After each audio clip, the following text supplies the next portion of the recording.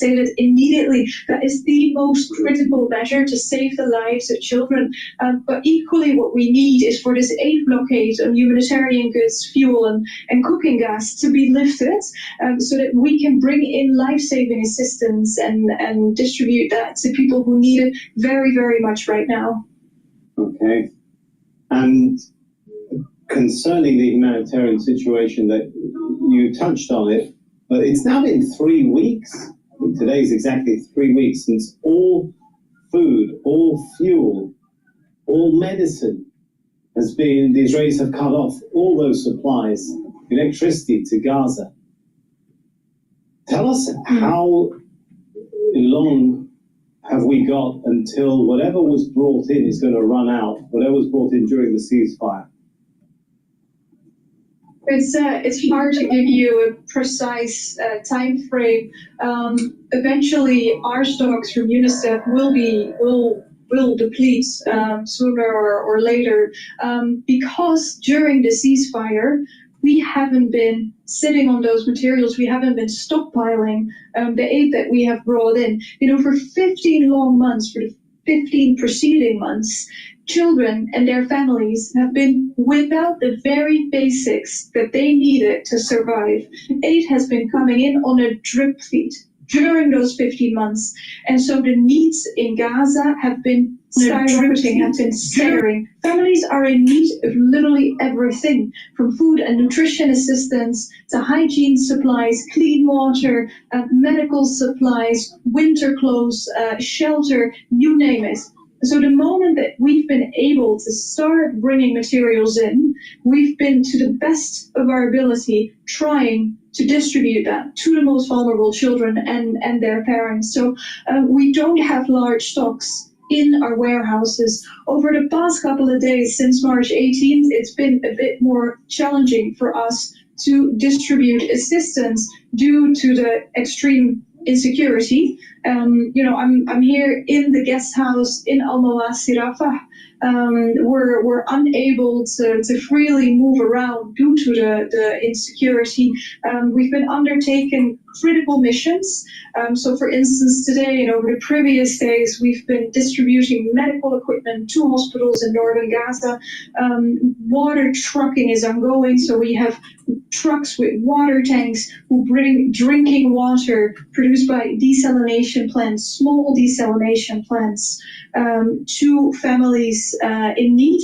But it is a very critical situation. We're back in the same scenario where we were in the war, where we don't have what we call an enabling environment, right, where families are 100% relying on humanitarian aid, but humanitarians aren't allowed to do their job. All right, thank you so much for bringing to us the experience of the situation that's ongoing there, Rosalia Bolen. Thanks for having me. Now, the Israeli military has launched airstrikes in several areas across southern Lebanon, killing at least 7 people on Saturday and another in the early hours of Sunday morning. Our reporter Ali Hashim is in the coastal city of Tyre, where 2 people were killed. Says although the streets are quieter, there's a deep sense of uncertainty. We're here at the scene of the attack that took place here in Tyre on Saturday, where 2 people were killed and several injured. This is the flat that was... Hello, this is DrPaulCottrell. I'm recording this and doing the live stream on March 23rd. We're live streaming on Rumble, on YouTube, on my website, the-studio-reykjavik.com. And we have a simulcast on X Spaces, you can listen in. You can also ask questions. Tell me your opinion about what's going on in the news. This is supposed to be interactive. I'm also going to be talking about some products that I offer on my website. For the ones that don't know, my father, who had ischemic dementia for many years, he's been in the nursing home since 2021, and he passed away. It's pretty jarring, and he passed away this week. We did the burial on Friday. So I'm a little bit kind of in a very weird spot, psychologically or emotionally. So bear with me. I'll give you, throughout the broadcast, I'll give you some observations of what I saw, what happened when he crashed in the hospital and was in the ER and then in the ICU. And then eventually we decided to stop treatment, and then he passed away. But I'll talk about that a little bit later in this broadcast. So thank you for watching, for the ones that are watching on YouTube and on Rumble, and the ones that are watching on the live stream on my website, the-studio-reykjavik.com. Thank you for the ones that have just joined on X Spaces. If you have any questions, please ask for the mic, and I'll pass it on to you. Just be respectful. Help support my work by going to my store, the-studio-reykjavik.com, and getting the great products that I have, or you can donate on my website. All these videos that I do are for free, talking about international policy, economics and finance, details of what's going on in the market and how to trade it, health and wellness, scientific endeavors. I cover lots of stuff. I give it all for free. I have thousands of videos out there for free. I have 7 channels, 4 channels on YouTube, Brighteon, Bitchute, and Rumble. Please subscribe to all of those. But if you'd like to help support my work, buy the products or donate. You can donate on my website through Stripe, PayPal, or Buy Me a Coffee. It's on the homepage, the-studio-reykjavik.com. And the ones that have been supporting me on Patreon, thank you very much for being members for 5 years or more. It's through your membership and donations and purchasing the products that allows me to do these videos for free for everybody. All right. I don't believe in putting stuff behind a paywall. So please help support by getting the great products I have, by sharing the links, and by asking your social media to follow me. All right. So with that said, please go to my store and get the structural nano silver soaps that I have. I have 4 different types. I have it in charcoal tea tree, in lemongrass, and lavender, and peppermint. So get the structural nano silver soaps, get a few bars for your household, use discount 5. It's all caps, discount 5. You get $5 off any order. And, use the great structural nano silver soaps. It's soaps that I use on a regular basis. It's a great way to improve your health and wellness. Now, before we go to the news here, I have a protocol, a health protocol that I call the core.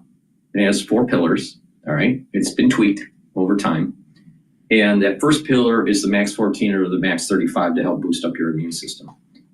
So you can get the max 14 or the max 35, take a teaspoon a day, every day, swish it in your mouth, gargle, about 20 seconds or so, swallow. It's going to help improve your immune system. The second pillar is C60. That's going to soak up those free radicals and boost up your energy levels and improve your mitochondrial health. The third pillar is to bring down inflammation by taking turmeric, ashwagandha, and lignans to bring down that inflammation and boost up your immune system. And the fourth pillar is to boost up your energy levels and your metabolism, taking Boomer Boost. So core is a great way to get healthy and slow down the aging process and to have your body heal and boost up that immune system. So please go to my store and get those products that I mentioned. All right. I want to just, on Friday, we buried my father. All right. I traveled to Michigan and we buried my father. And he died on Thursday at 4:57 a.m. On Wednesday, all right, he was in the nursing home. He's been in hospice care for a few weeks, 3 weeks, I think it was, 3 or 4 weeks. And, in hospice care, they don't feed the patient as much. They don't hydrate the patient as much. And so they're slowly getting to the point where you die. All right. So he was in the late stages of his dementia. For the ones that don't know, he had ischemic dementia. So it means that the blood flow isn't good and leads to neural death. and then over time, they decline. Now, he started having his neurological decline in 2018 is when we kind of noticed it in the way he would write, or he would forget words, or he was just beginning to kind of having problems finding the word that he wanted to say. My father was very fluent in writing, very fluent in speaking. And it was concerning. And he had a great memory. And that memory was starting to decline it was about late 2017, early 2018. We thought it was Alzheimer's, all right? And usually Alzheimer's takes about 10 years to kind of manifest to its late stage, right? What happened was he rapidly declined in 2021 when I was doing my research on the TAP protein, all right? And he was the caregiver for my mother. And when the caregiver crashes, it doesn't take much time for the person they were caring also crashes. So my mother and father basically crashed at the same time. So my father in 2021 ended up going to the hospital because he almost died. He was in the hospital for about 13 days or so. And we had to make the decision if we were going to put a feeding tube in and try to reboot his kidney. He was highly, dehydrated. So he was hypernatremic. So he had high concentrations of sodium because of the lack of the fluid. And my brother and I decided to keep him alive. All right. Try to reboot, not knowing what his cognitive baseline was. So the ER in the ICU was able to, basically when you roll someone into the ER, you're trying to stabilize the patient and they send them to the ICU. So he was in ICU for 13 days. And they were able to bring him back and stabilize his heart, stabilize his kidney, stabilize his blood levels. But the cognitive decline was so severe that he was almost like a 1 or 2 year old in cognitive function, right? Couldn't speak, had a hard time tracking, but could track sometimes with the eyes when I say track, and needed 24-hour care. So he gets transferred to a nursing home that deals as a specialty in dealing with these kinds of patients. So at first when he was transferred to the hospital, we thought maybe it was a stroke, but it wasn't a stroke. So eventually, through some further testing, it ended up being ischemic dementia. So this is all happening in 2021. So he's been in the nursing home since 2021, all the way to 2025. And then about 3 or 4 weeks ago, he was transferred into hospice care. So he was declining, all right? So, and he had a very low blood pressure and a very low pulse ox.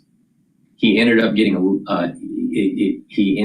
some pneumonia, which is not uncommon to be in a nursing home and catching pneumonia. So he had a mild case of pneumonia. His pulse ox was 60, which is really low for the ones that don't know. And his blood pressure dropped because he lost fluids because of the dehydration. So when that happens, he was at 50. For you have systolic and diastolic. So he was at 50 to 30 or 50 to 40. Now imagine your blood pressure being 50 to 40 or 50 to 30, 50 over 40 or 50 over 30. That's pretty bad. All right. So they had to pump him up with a lot of vasopressors to be able to constrict the blood vessels to increase the blood pressure so the heart can pump. All right. So he was losing blood pressure and his pulse ox was really low. So he was intubated and his pulse ox started to go up. most likely he contracted the pneumonia because of eating in the nursing home, and some of those food particles went down in the wrong pipe and went, into into his lung, and he happened to have lower left pneumonia, all right, during this whole thing. So he had some infection, his white blood cell count was high.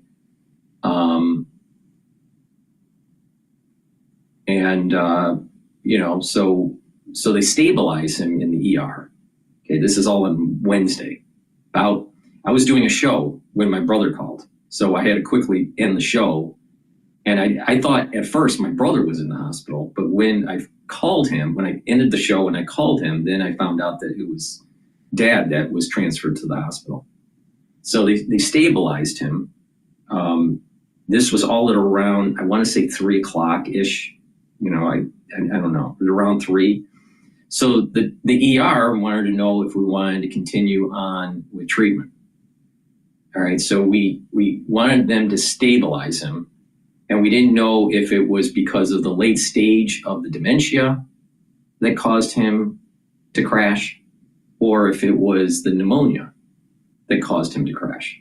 So the ER doctor thought it was the late stage of the dementia. So my brother and I came up with the decision that, okay, we'll stabilize him in the ER and then have him transferred to the ICU and then slowly have him taken off the meds, the vasopressors, and then eventually have him drift away and die. So when they transferred him to the ICU, he stabilized. All right. Well, let me go back one step. When they stabilize him in the ER, then they transfer him, and then it's in the middle of this shift transfer. And usually when there's shift transfers, doctors are so overloaded, they screw up and they just don't pay attention. All right. So my father during that transfer phase starts to crash again. All right. So they restabilize him, and then we have to make a decision on what we're going to do. All right. This is at about, I want to say like 8 p.m. All right. So it looks like he was transferred to the hospital and crashes at around, 2, 3 o'clock p.m. So this transfer to the ICU is at around 8. And so we have another conversation with the doctor, and, they stabilize him, and then they were going to give us a further update. So my brother and I are getting ready for, potentially having to, I had to fly out for the funeral, and, he was making preparations with the nursing home because we thought he was going to die that day on Wednesday. So we're talking to the doctor later to get an update. And this is at around 12 o'clock. So we're at midnight now. All right. So we're into into Thursday, so we're talking to the doctor, and it's like, okay, if we pull the medication, my sister was also on the phone. So it's my brother, myself, and my sister on a conference call with the doctor. The doctor talks to us about what's going on. And, obviously I have medical training, and then my sister also has medical training. And so, we're explaining to my brother, who doesn't have medical training, on what's the best course of what's going on. And because of the low blood pressure that was for so long and his late stage of dementia, even though it was exacerbated by this pneumonia that he contracted in his left lower lung, that the perfusion was so long, was so low for so long, the duration was for so long, that he would have had damage to his organ systems, the kidney, the liver, even the digestive tract. Plus, he's in his late stage of dementia. All right, so we made the decision going through these decision matrix to should we continue on vasopressors? And what was keeping him alive was vasopressors. He would, obviously he died. So, once you take them off, then you can't control the blood pressure and they die. So there was this big debate, do we continue on the vasopressors, hopefully to stabilize him, only for him to crash in a week or two later. He was very ill, very emaciated, lost a lot of weight. There was no way that my father was going to continue on his suffering. My father suffered, unfortunately, from 2021 to 2025. All right, so we made the decision at around 12, after having this talk with the kids and the doctor, and we're all making a decision on what we're going to do. This happens around 12:15 a.m. All right, on Thursday. So it's late at night. So we decide, take him off the meds and have him drift away peacefully. So you can give medication to keep them asleep. And then when you slowly pull them off of the vasopressors, their blood pressure starts to go down and they slowly drift and literally they die, but they die in their sleep. My father literally, all kidding aside, my father literally snored himself to death. So he died peacefully, but here's the weird part of it. For the ones that know my family history, all right, my father has ancestry that's one of the founding fathers of this country, of the United States. One of my ancestors through my father's line actually was a signatory for New Jersey for the Constitution. He literally represented the state of New Jersey to sign and ratify the Constitution of the United States. So, and not only that, through my father's line, though not the one that did the signatory of the Constitution, him and his father, all right, were fighting with George Washington during the Revolution. They knew George Washington personally. So there was this, the point I'm making is it has nothing to do with the Constitution, even though there's a long history with my father on this, but it is the fortitude. My father had strong fortitude. All right. And so when we're burying my father, it was very cold that day. All right.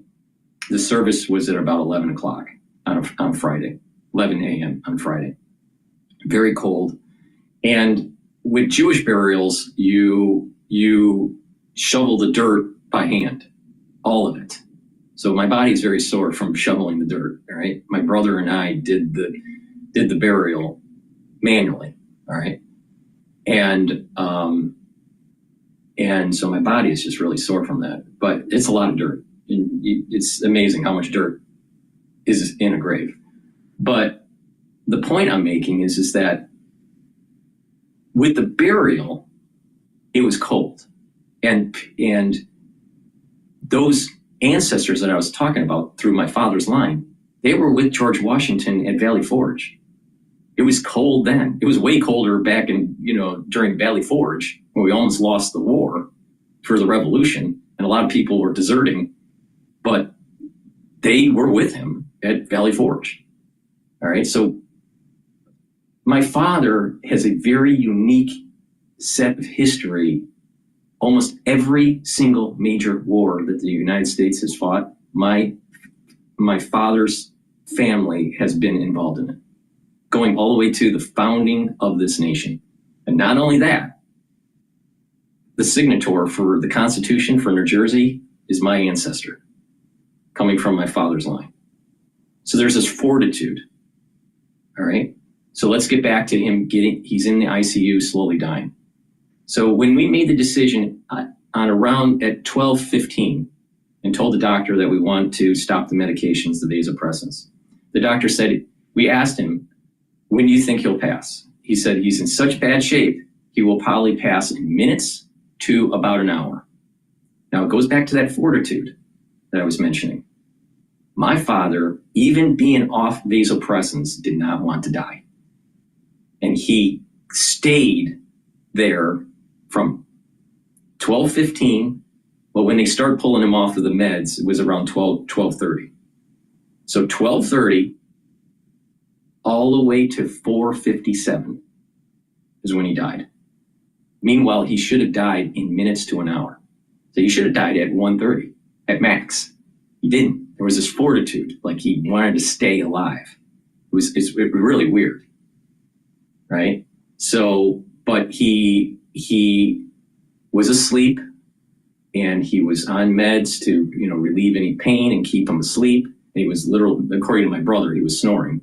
My brother stayed with my father in the ICU room, and I was talking to my brother for hours on the phone while we were waiting for my father to pass.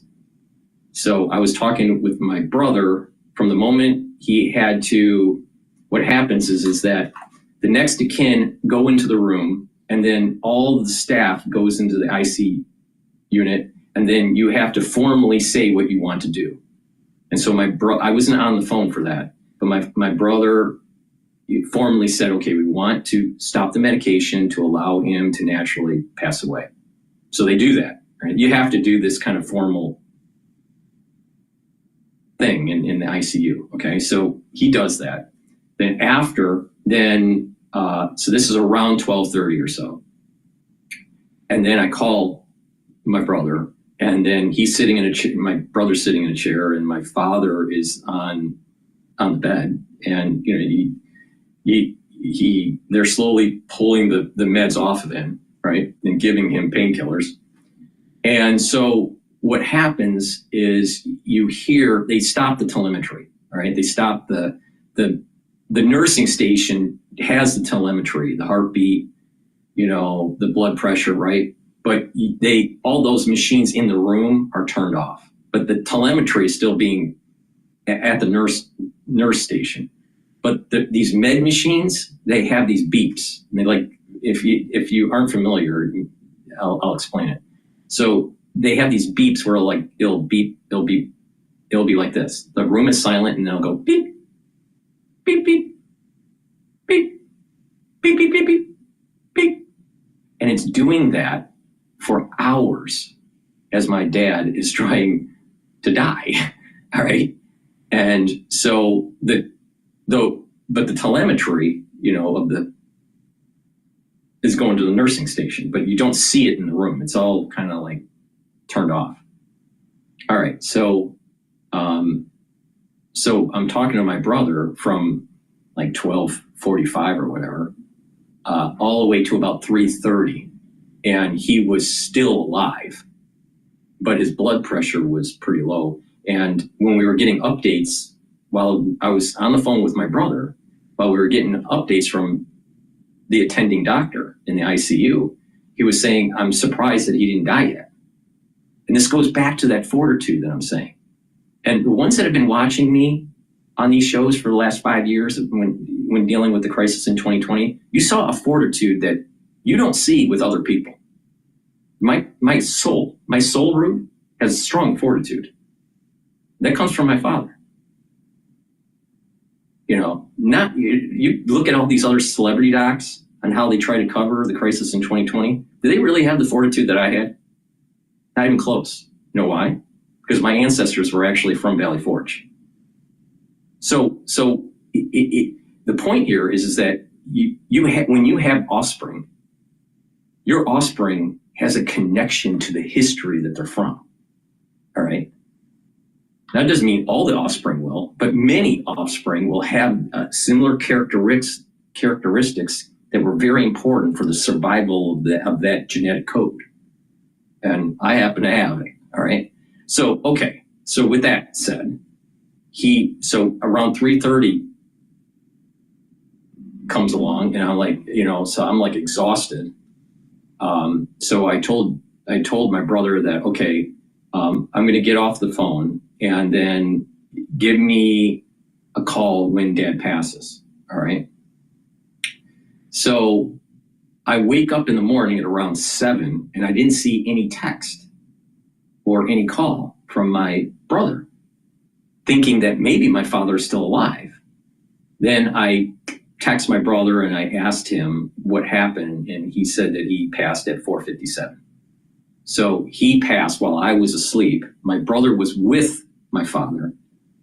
So when I got off the phone at 3:30,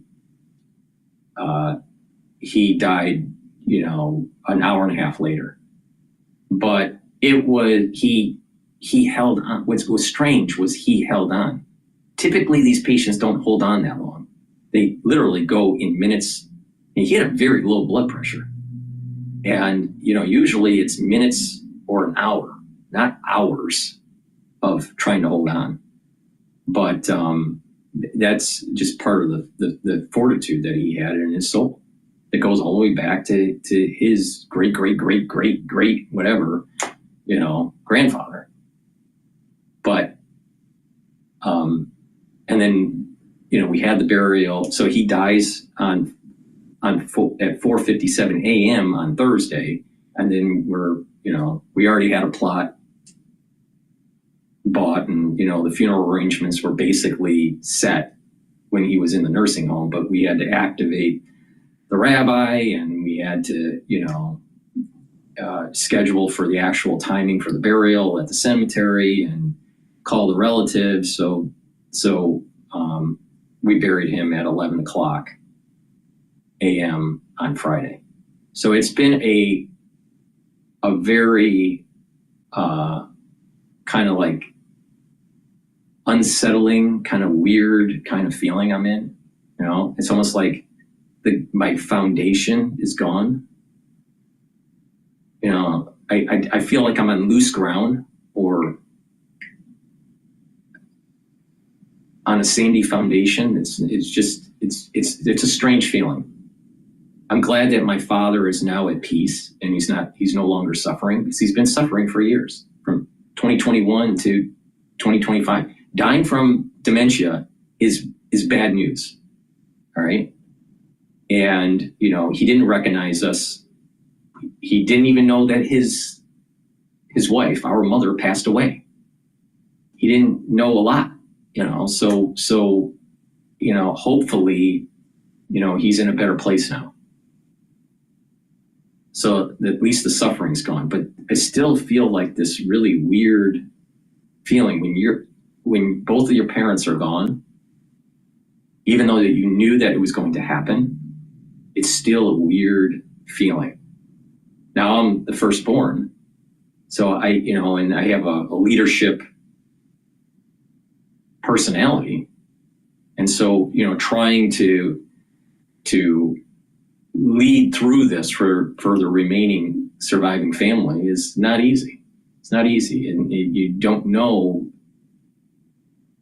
It's just the foundation is loose. It's just not solid anymore. I feel a bit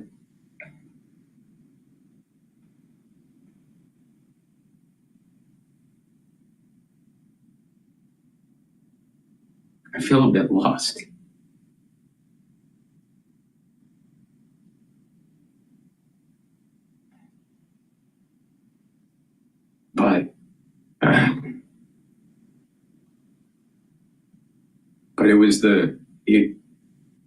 But even though I feel lost, I know that my father's passing is better for him. So that's what has been transpiring from Wednesday, when I, had to abruptly end the show, and, where we're at today.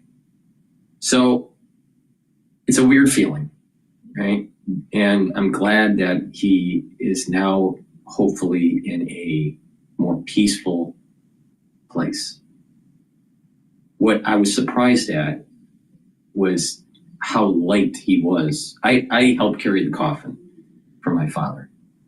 And I was shocked in how light the coffin was.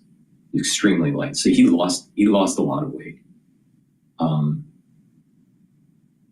And you know, when you see these kind of experiences and it's so fresh in your mind, it's like still emotionally jarring, as you can see. But that's what happened. All right. So I had a lot of well wishes. People text me, people, you know, typed in the comments on X. I greatly appreciate the well wishes and the condolences. But everyone, I think, especially my generation, is going to see a lot of this happening soon because the baby boomers are aging. And, you know, my parents were on the later end of the baby boomers, right? So, you know, I'm really seeing the first wave of this. But everyone is going to be seeing in the next 3-4 years something similar, where they have to put their parent in a nursing home or hospice care, or there's a sudden death, or there's a stroke, or there's a lot of people are going to be going through something similar in the next 3 to 4 or 5 years. You know, the baby boom generation is so big, but also it traverses, you know, a certain time frame. So, you know, I'm kind of like at the very beginning of this time frame with the baby boomers dealing with parents that are older. He missed his 82nd birthday. I didn't realize he was 81. I thought he was 82, but he missed his 82nd birthday. And in the family, because of the baby boomers, I've seen that since October, you know, the ones that have been listening, I've had an aunt die from colon cancer, metastasized colon cancer. She was 82, missed her 83rd birthday. I had an uncle that passed away in Chicago from pneumonia, and he was in his late 70s. My father,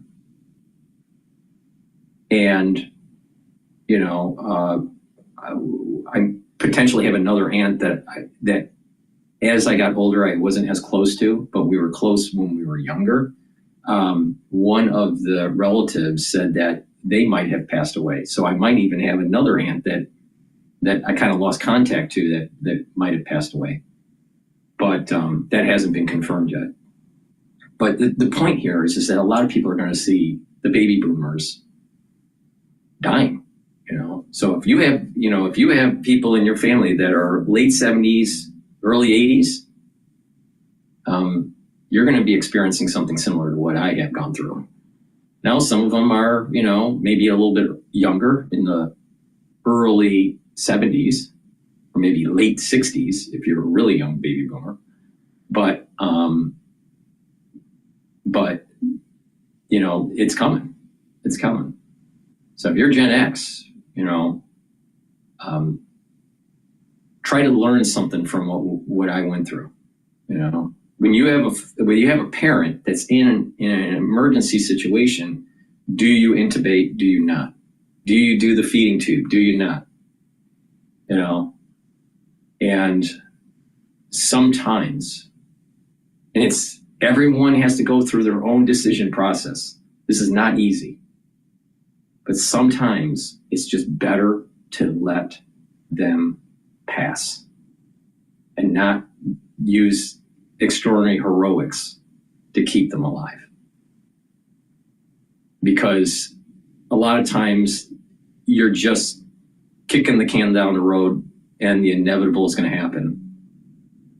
And a lot of times they're suffering during that process. So it's not easy. It's not easy. It's not even easy to do this show. You know, it's kind of like, I don't know, it just doesn't gel, doesn't feel like something right. I feel lost. Okay. Let me get my composure here.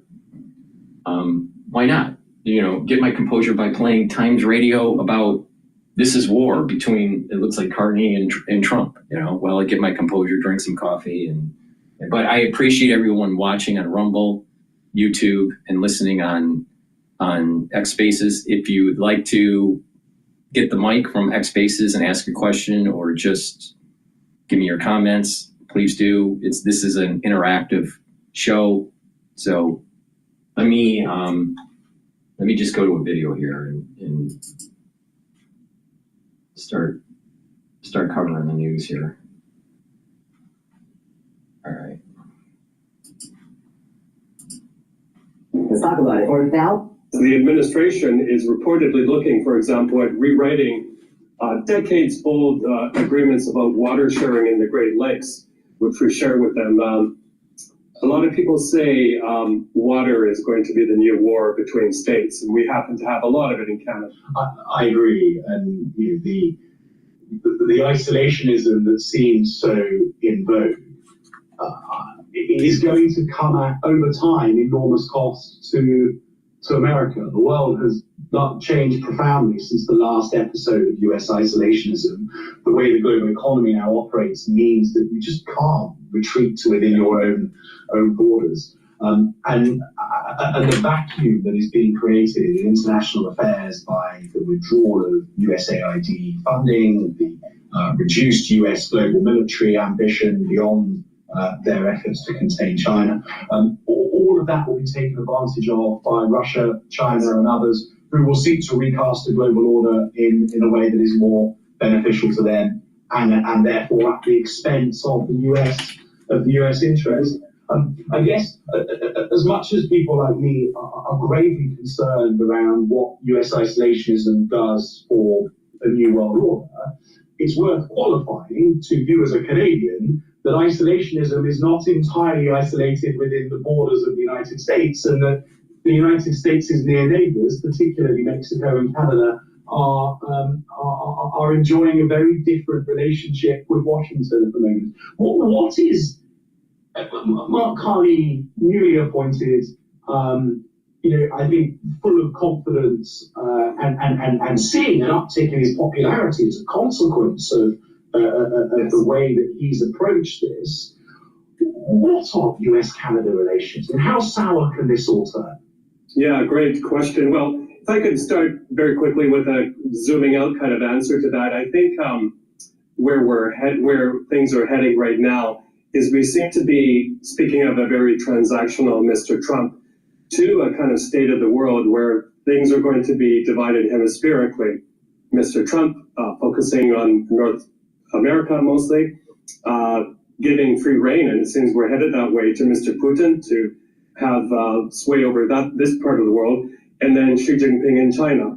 I hope to go to Taiwan soon and take a kind of a reading there of how folks feel, but I bet they feel very anxious like people in Ukraine do, because there's growing doubts as to whether Mr. Trump will honor U.S. commitments to defend Taiwan should Xi Jinping make his move. But as for Canada, look, before relocating here, I was based on Vancouver Island. I lived in a border town where we had a U.S. Customs and Immigration post. We had twice-a-day ferries to the United States. And when COVID-19 came, it just severed that direct human contact we had with our American friends. We relied so much on Americans coming and staying with us and spending and so on. Very, very intertwined. I woke up every morning seeing in the distance Mount Washington and a reminder of how close we are. And, for the most part, in big kind of tragedies like COVID-19 pandemic, Canada worked in lockstep with the United States because we knew we were so interconnected. Man-made borders, as you well know, don't stop, viruses and things like that. But who would have thought that we'd be at the day where many, many Canadians are looking at the United States as a predator, as almost an enemy, when you have more than once Mr. Trump calling. I know this show is kind of like not the normal show, but during the eulogy at the grave, the rabbi spoke some words. My sister spoke, my brother spoke, and then before we laid the casket down and put the dirt into the grave, I spoke. traditionally I am the last one that speaks, and then the casket is lowered. And there was one comment that I made, and it's related to what this guy's talking about with Canada. Now, my father, he served in the Army, all right? And that was during the Vietnam era. And a lot of people were dodging their draft, all right? And he didn't. He enlisted, and he happened to be stationed in Germany, not in Vietnam, but you know, he served his country honorably.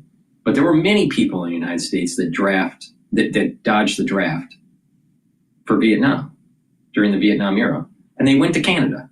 And I actually literally said that at the funeral. All right, my niece, who's 12 years old. This was the first time that she saw a funeral. All right. And I was trying to comfort her a little bit and explain to her about the history of her grandfather.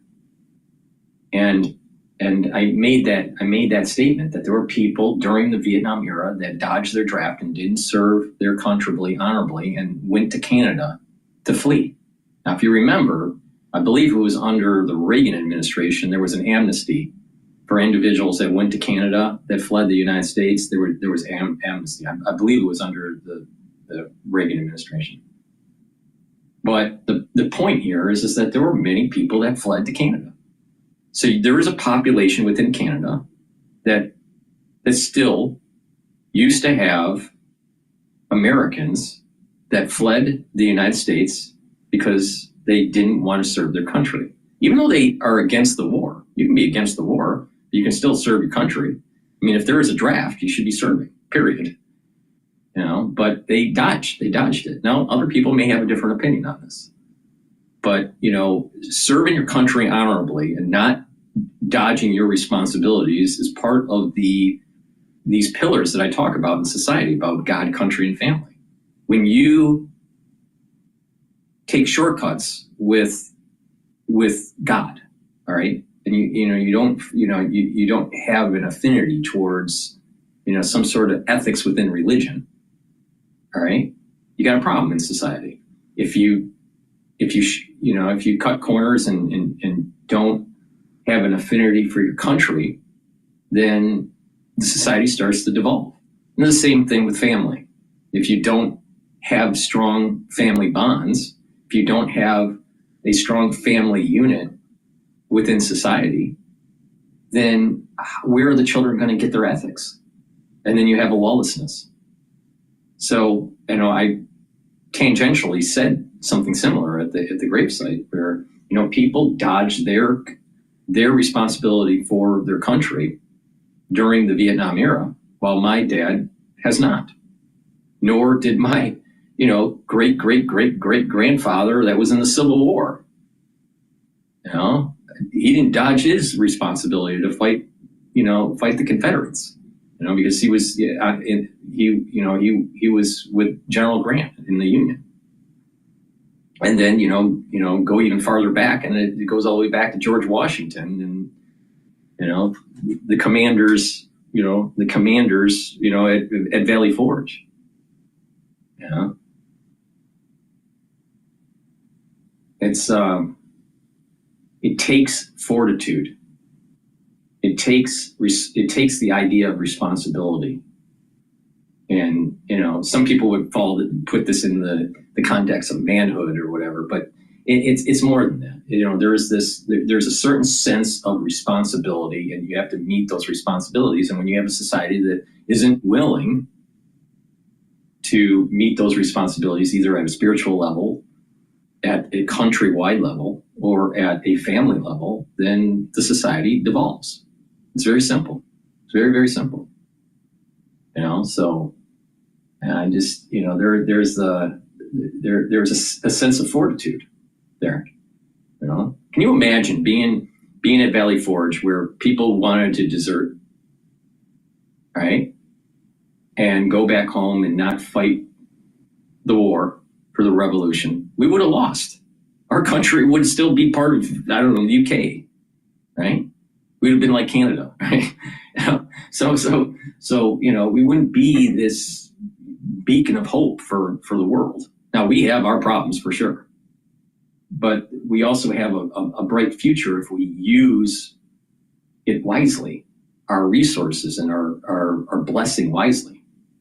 So just imagine being at Valley Forge and you have so many service members wanting to quit, and you know you're one of the commanders for the Army under George Washington, and trying to convince these people to stay the course and to pursue victory. All right, not easy. That takes fortitude. That takes something really deep down in your soul, something like an ironclad soul to get through. Well, many people, they take the easy route and run, and that's a lot of, unfortunately, there were many Americans that ran to Canada during the Vietnam era. Now, some of them came back because of the amnesty, but some did not. All right. And so when someone hates what's going on in the country, you'll see on X, they'll say, I'm leaving the country, I'm going to Canada, or I'm leaving the country and going to Europe. Now, again, they don't have fortitude. You need to support people, and you need to listen to ones that have these foundations within their soul, because they're unique, and it's not something that you can just go buy at Walmart. You can't buy fortitude at Walmart. But that was the first thing that popped in my mind when he was talking about Canada and what I said at the gravesite. I probably had about a 20-minute speech, maybe it was longer, I don't know, but that was one part of a larger speech that I had. It's about fortitude. When your country calls for you, even though you may be against what's going on, you should serve honorably. Why? Because there are many service members over the 250 years of this great country that have served honorably. The former Prime Minister, Mr. Trudeau, the governor, calling Canada the 51st state. It goes beyond that. Many people may not know this, but the administration is reportedly looking, for example, at rewriting decades-old agreements about water sharing in the Great Lakes, which we share with them. A lot of people say water is going to be the new war between states, and we happen to have a lot of it in Canada. The United States depends very, very heavily on oil from our biggest oil-producing province of Alberta. If that were to suddenly stop, and the premier there has brought up that possibility, gas prices will go through the roof in the United States. And there's a feeling in Canada right now where, sadly, short term, but then long term, it would actually go down because we would increase our production in the United States and get wise to build the infrastructure to be able to move energy east and west and north and south. See, the problem is that we have a poor grid to transport energy. We have a poor electrical grid. We have a poor natural gas transport grid. We need more ports to export LNG. We have lots of we have so much natural gas that we're literally so the ground reserve doesn't blow up. They have to burn the natural gas. So if you notice that when you're traveling the country, you'll notice that in these natural gas wells that they have this pipe that is actually burning natural gas, because if they don't, the ground will blow up. All right, so because they tapped into this the natural gas. So we have a lot of it. So instead of burning it up, why don't we transport it to countries that need it? Well, we have a bunch of crazy liberals that are basically saying you can't build an LNG port. You can't build an LNG transport system across the country. You can't harden your grid, your electric grid. You can't do this. You can't do that. Blah blah blah blah blah. Well, it's gotten to the point where maybe we need to for national security. Not only that, don't you want your gasoline to be like $1.50 a gallon instead of $4 a gallon?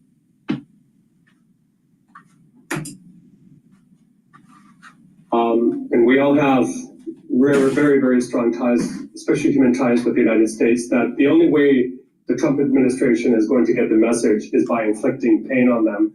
Already, many premiers have taken matters into their own hands and done everything from clear the liquor shelves of U.S.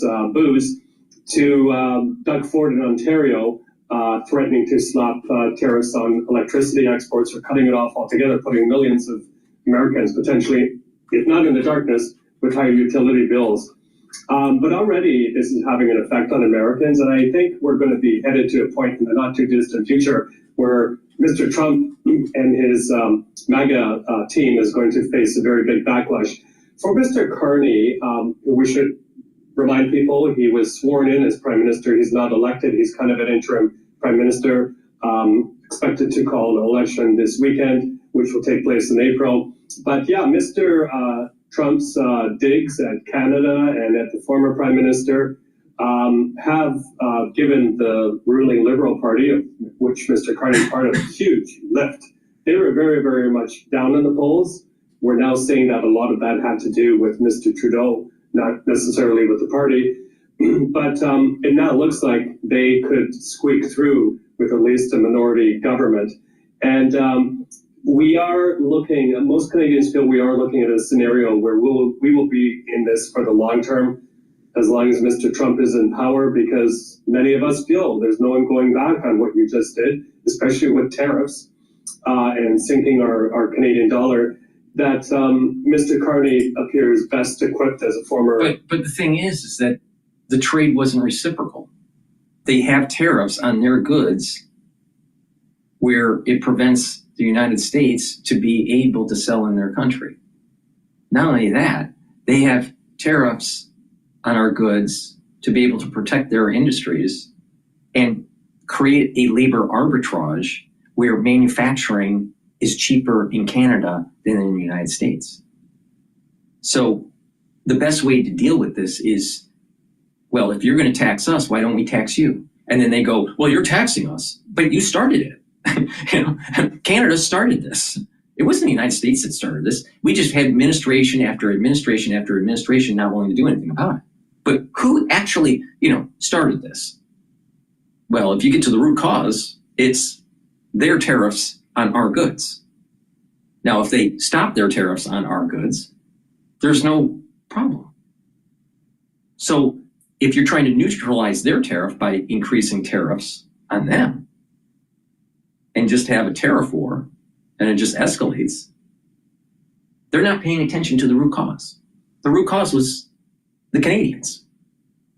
And like Carmen from South Park says, blame Canada. A banker especially to deal with this very predatory administration. But once again, a lot of us feel that we have to fight this. It's caused, finally, and good things come out of this too. It has forced Canada to redirect its kind of economic access from north-south to east-west. And the Canadian opposition leader, Pierre Poilievre, came up with a very good idea a few days ago. He said, let's help Europe defund the Putin war machine. How do we do that? We rush building of LNG terminals on Canada's east coast to make it easier to ship out our energy to Europe so that they can lessen their reliance on Russian energy. So these types of things are being looked at as well, and it's about time. Well, I agree. Well, it's about time that they actually had reciprocal trade, right? Free trade is bad. Fair trade is good. Please go to my store, help support my work. All these videos I do for free. So get the great lozenges and drops that I offer. We're going into the allergy season. It behooves you to have these available at your work or at home. You never know when you're going to have an irritation in your throat. So get the honey and lemon drops or the cherry flavor version or the blueberry. Now, the structural nano silver drops are in the 100 count. They're a little bit smaller. Right when you have that irritation, take them right away. Again, have a few bags at home or at work. You never know when you have the problem.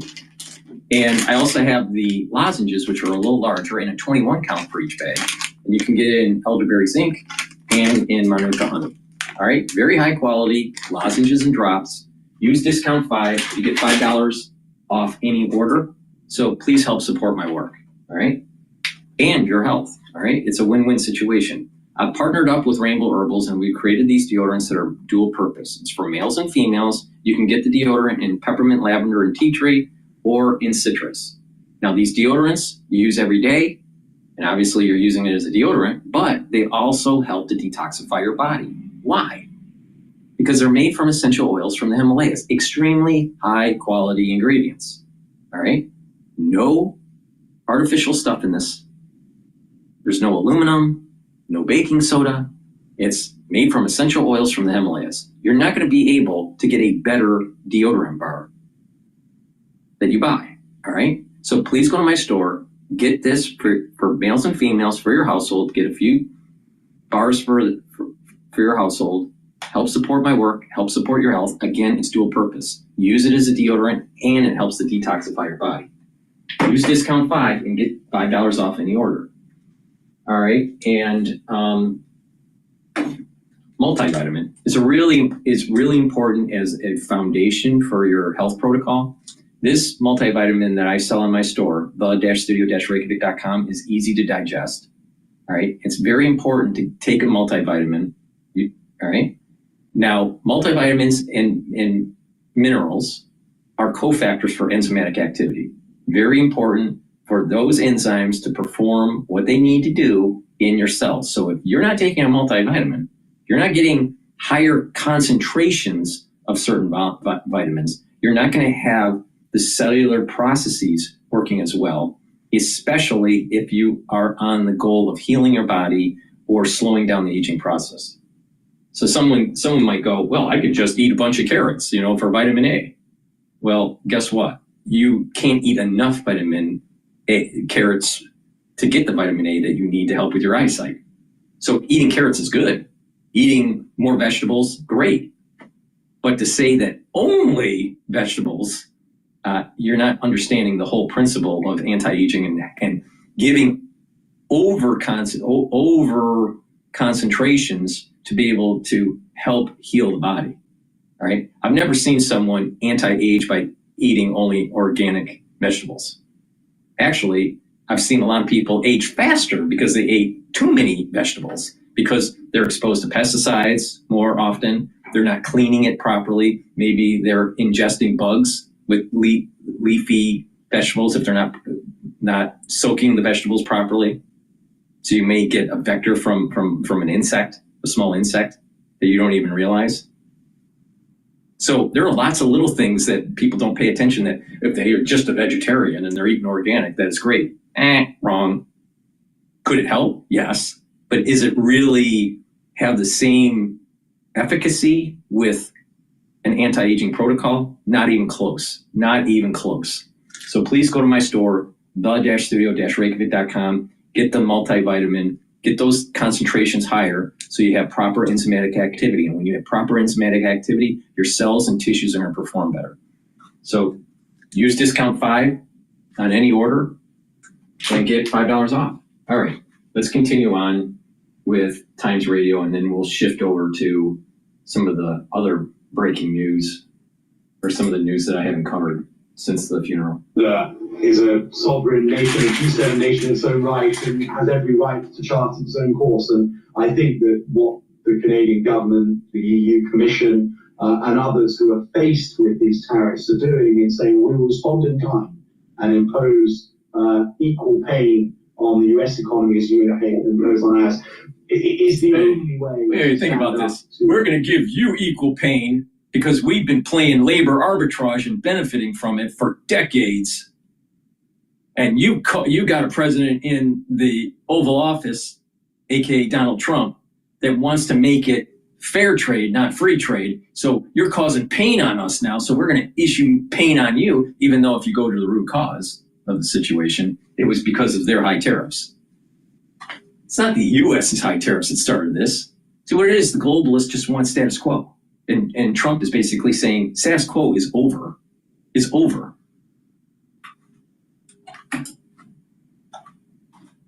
to Trump's approach. I suppose my sort of macro concern is you can envisage, it was mooted the other week that Putin should be readmitted to the G7 and it becomes it again.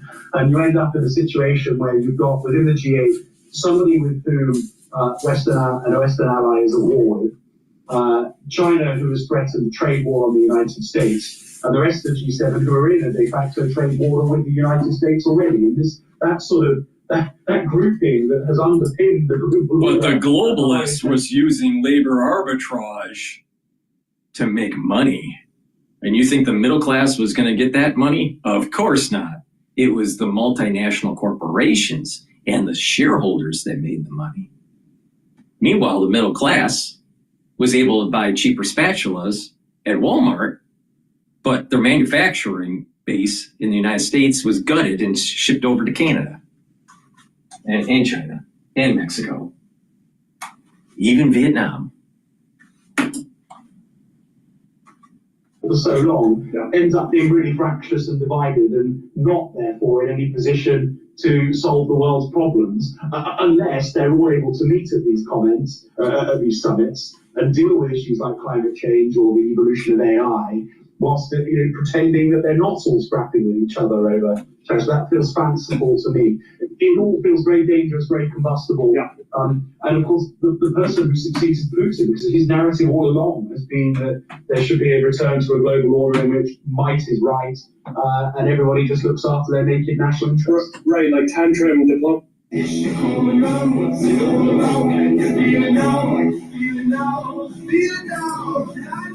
See, this is the problem. This is the problem with these people.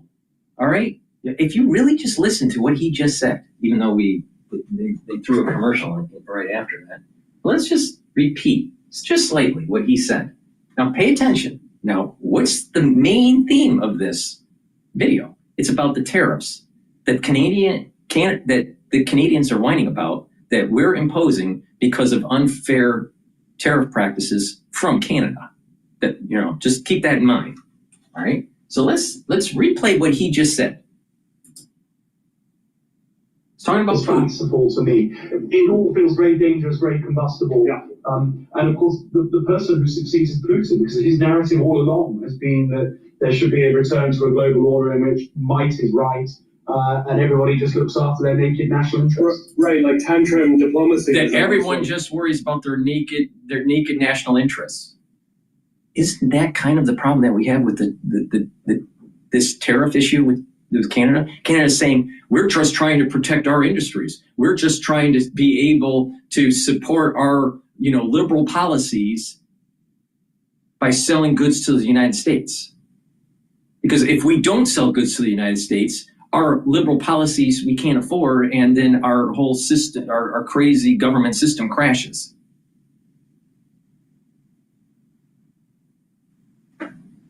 But where's you see the problem here? They're whining about Putin and focused on, national interests and that how bad that is. Well, they're using the same logic for their tariff policy against the United States. This is the problem with these liberals. This is the problem with these globalists. If you really dive into the mechanisms and where the genesis of all this is, you get to the root cause. And that root cause is that people are taking advantage of other people.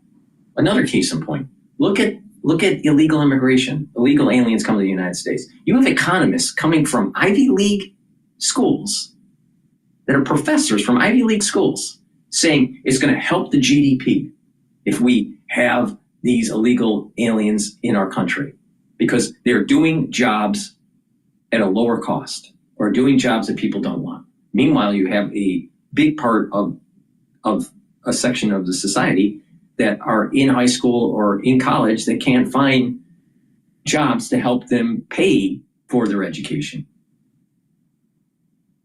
So the economists that are coming from these Ivy League schools are basically saying it's okay to have a modern day version of slavery and just use the illegal alien as the modern day slave.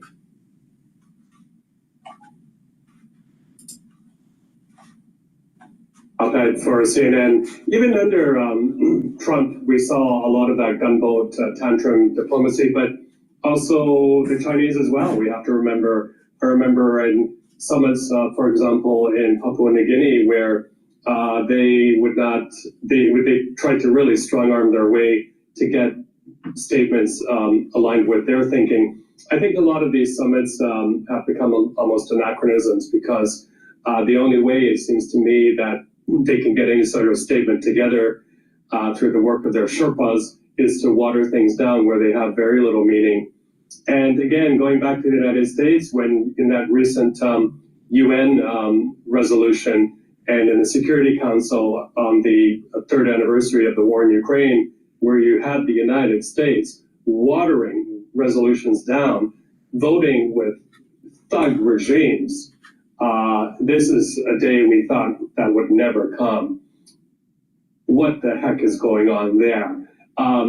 You know, and I guess it requires other friends of democracy, if we can put it that way, to pick up the mantle and be the shining beacon of democracy, the kind of leader of the free world. I don't know if that can be France under Macron or UK under Sir Keir Starmer, but we need, I think, as a global community, a strong, strong leader to look up to and to defend our values, and of course, to push back what seems like a growing community of thugs. I think I saw a survey the other day where the number of states.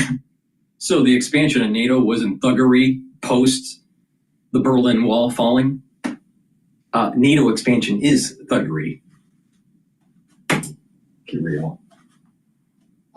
That are categorized as autocratic have overtaken the number that are seen as non-autocratic. I mean, what a world we live in at the moment, and it almost seems as if Mr. Trump is enabling this process. This is a man, for example, his subservience to Mr. Putin has no floor. He looks up at strong dictators. And if I may, James, I think we've seen that a little bit in these televised Oval Office meetings. It's kind of governing by press conference. I was watching carefully when King Abdullah of Jordan was sitting there taking it from Mr. Trump. Mr. Trump saying, yeah, these millions of Gazans can go to Jordan or Egypt. We can turn the Gaza Strip into Riviera. Those are all red lines for the King of Jordan. He has said very, very clearly, no way to massive displacement of Palestinians. And he just said enough to get by without provoking Mr. Trump, because he well knew that this would go over like a lead balloon, not only in his own country, but the Arab world. We also saw how your prime minister handled Mr. Trump by buttering him up. I know I've said this a number of times, people are probably getting bored of this, but I said he buttered him up so much that Mr. Trump's cholesterol level probably went through the roof. But that was brilliant, you know, coming with an invitation from the king. But I think that was diluted a bit by then Mr. Zelensky seeing the king. Mr. Carney has already had an audience with him. Let's see what happens. We have to, of course, hope for the best. But sadly, sitting here in a place like Moldova, everyone feels they also have to prepare for the worst. Michael, that's a great point to leave our conversation, albeit a sobering one. Thank you so much for joining me on Superpowers. I don't know. These pseudo-intellectuals, I'll tell you, they're going to run the whole world into the ground if we pay attention to them. Please go to my store, the-studio-reykjavik.com. Get this stack to boost up your immune system. These are supplements that I take every day. So take the magnesium and zinc to boost up your immune system. This is great to take every day, but if you're not feeling well, take a double dose. Take one dose in the morning, take one dose in the evening. Once you feel better, because of seasonal issues or whatever, then go back to your maintenance dose. Drink it with filtered water because it's water soluble. Also take vitamin C and magnesium. Very important for your immune system and for your skin.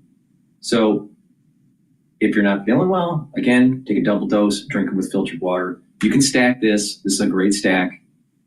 All right. Vitamin C, magnesium, and zinc. All right. Boost up that immune system. We know why to boost up our immune system, right? it helps to slow down the aging process, but it also mitigates the aftershock from what we went through. All right? Now, taking a good probiotic is really important. I have two types. I take the powdered version because I take a lot of different powders, like the collagen, the lignans, and the Boomer Boost, and the Gladiator Barley, right? So it's just easier for me to mix this with my lunch that I haven't had yet. And maybe you'll even see me maybe you'll see me eat my lunch during the broadcast, like usual. But, okay, so with the probiotic, right, this powder, you mix it with soft foods like hummus, yogurt, even applesauce, all right? Sometimes people just prefer to take it with filtered water or put it in like a smoothie or whatever. That's up to you, all right? But take a probiotic, really important to take every day. You can get it in a powdered form or in a veggie cap form, all right? So take either one, very high quality, and by taking the probiotic, what's gonna happen is your gut biome is gonna perform better, right? You're gonna get the right population of microbes in your gut. And what will happen is that you're gonna absorb your energy better. You're gonna have better energy absorption from your food. Your communication between your gut and your liver is gonna improve. Remember, your liver is a major detox organ, but it doesn't just detox your body. It helps with gluconeogenesis, and it helps with bile production, proteins, producing certain proteins that are very important. So liver is critical for your health, all right? And also your gut biome to your brain. So you're gonna be able to concentrate better, you're gonna sleep better, you're gonna have a higher mental acuity. And there's research that's coming out that suggests that a good gut biome is gonna help with overall brain health throughout your geriatric years. Really important. Now, also taking a good probiotic is gonna improve the mucosal lining of your gut, and that will improve your immune system. With a thicker, healthy mucosal lining, you're protecting that inner lining of your gut, reducing the chances of mutations in the crypt, and also having a higher concentration of IgAs, which is a type of antibody that's in your gut. All right. If you have a low concentration of IgAs because of poor gut health, guess what? You start having problems, and your immune system isn't as robust. So please go to my store, the-studio-reykjavik.com, get the probiotics, all right? Take them every day. Stacks really well with the multivitamin. That's a good foundation, multivitamin and probiotic, and then building off of it. All right? All right, with that said, let's go to another video that I want to cover in the news. Because I've been gone for a little bit. Let's take a look at top producer of primary aluminum unveils how Trump tariffs will benefit U.S. So let's see. This is Fox News. We've got passion, we've got determination. Like, and if we set our sights on something, you better believe it's happening. We always felt like our content was. President Trump has identified several critical industries that we let get away from us. We have to have a steel industry. We have to have an aluminum industry. He wants to bring back manufacturing to the United States. And we are putting these tariffs on. Are these stacked tariffs when it comes to aluminum and steel? In other words, if you've got 25% tariffs on aluminum and steel, and then you've got reciprocal tariffs coming, is that going to be stacked on top of the 25% aluminum and steel? I will have a better sense as we get closer to April 2nd. So they could be stacked. And that's Treasury Secretary Scott Bessent with me on this program on Tuesday on the president's reciprocal tariffs, which are coming on April 2nd. The president focused on boosting domestic production while closing 2018 loopholes, which allowed foreign countries to avoid previous Trump-era tariffs in some ways. Joining me now is the CEO of Century Aluminum, Jesse Gary. Century focuses on producing primary aluminum with operations here at home and in Iceland. Jesse, great to have you this morning. Thank you so much for being here. We are awaiting the president's reciprocal tariffs to take effect on April 2nd, but we've already seen the tariffs on steel and aluminums take effect. How are those tariffs affecting your business? Yeah, thanks for having me today, Maria. These tariffs are very important for our business. It gives us an opportunity to start reinvesting here in the United States. When the tariffs first went into place back in 2018, Century invested and became the largest producer of aluminum in the United States.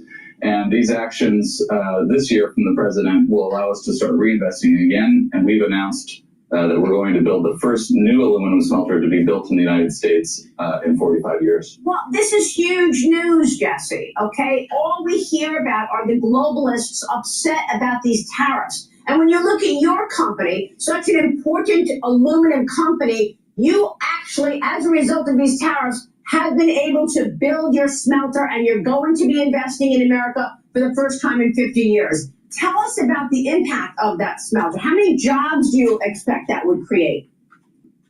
Yeah, the new smelter will do several things. It will double the size of the domestic industry. That new smelter alone will double the size of what we have today in the U.S. industry, add 1,000 new jobs, direct jobs, and over 6,000 jobs during construction. So huge impact from a single new smelter.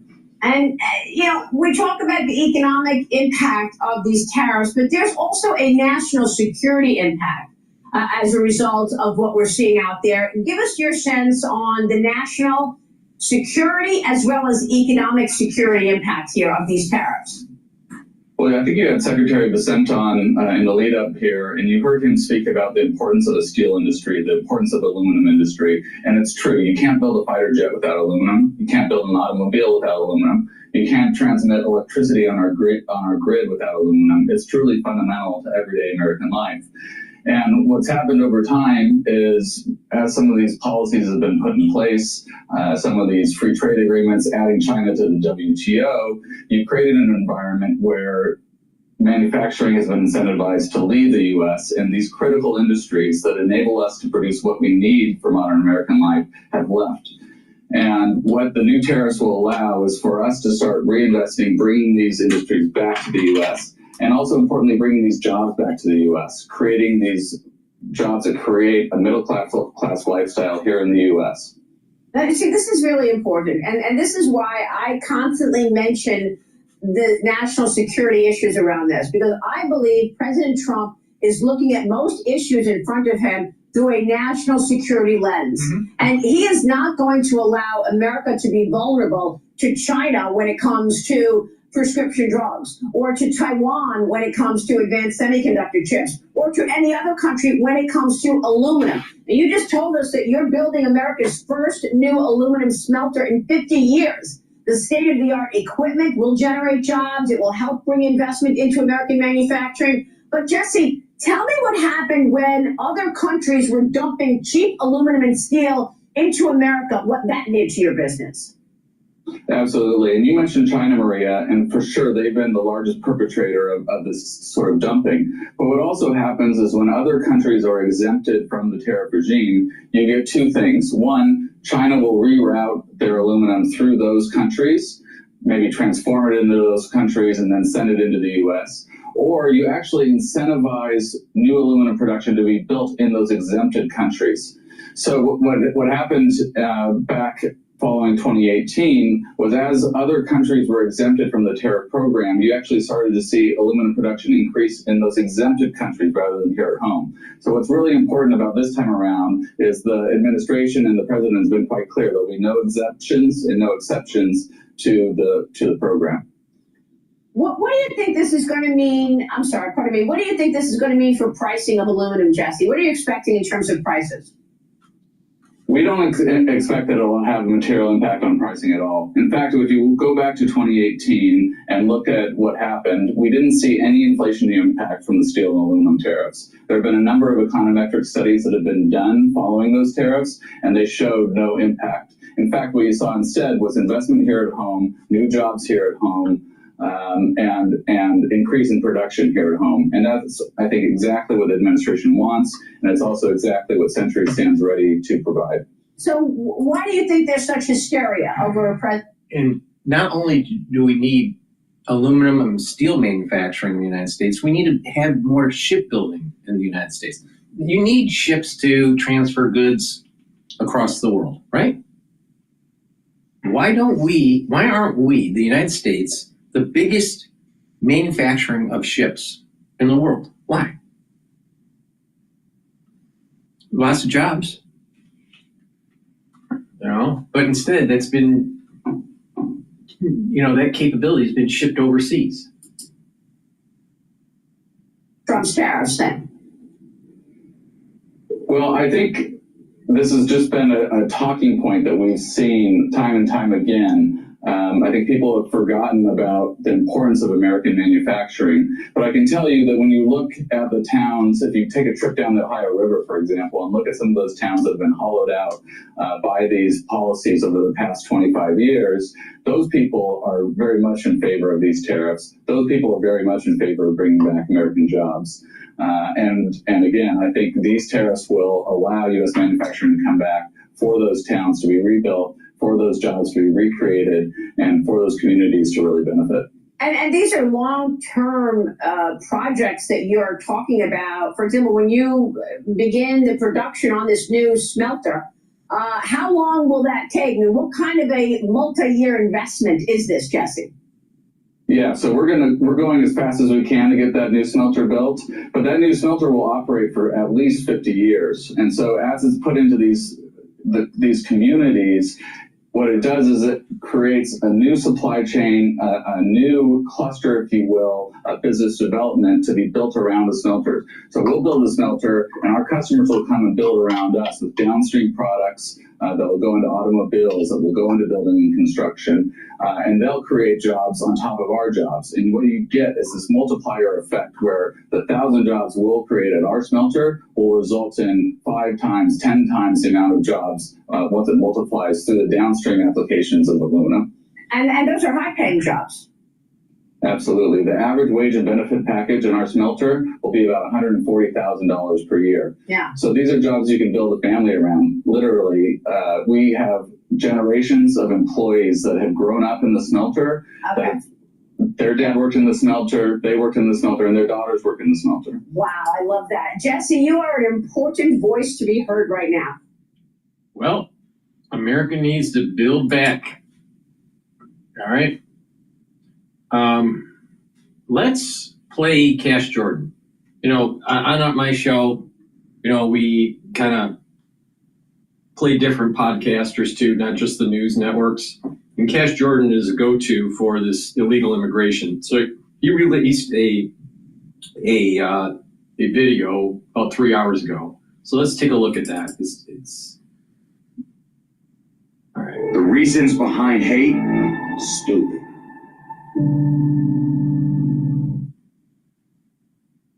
Too many commercials.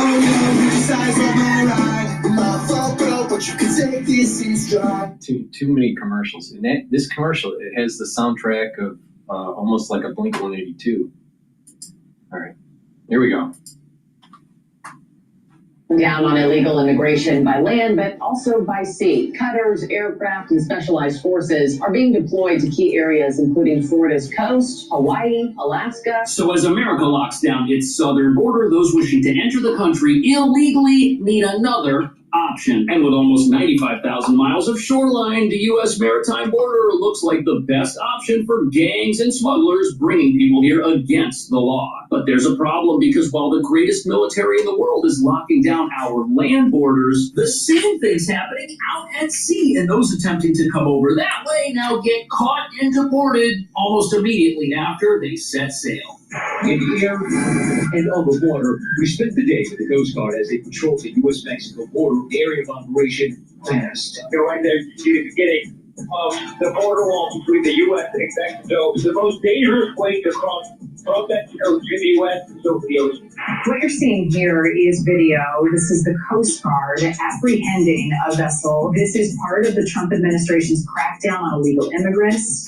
That's when we came across a spotter. So he pretty much called it, let them know, like, you got 2 boats coming up the way, so they know, like, when you're crossing on. Almost all these pursuits and interdictions and encounters they take place pitch black offshore. They're blending in with all this traffic that you see out here. Boats in disguise and increased maritime traffic overall make it difficult for authorities to know which vessels to stop. What's going on now? They're chasing that boat, which is non-responsive. They're going to try to get in front of it. It's basically a dogfight on the water.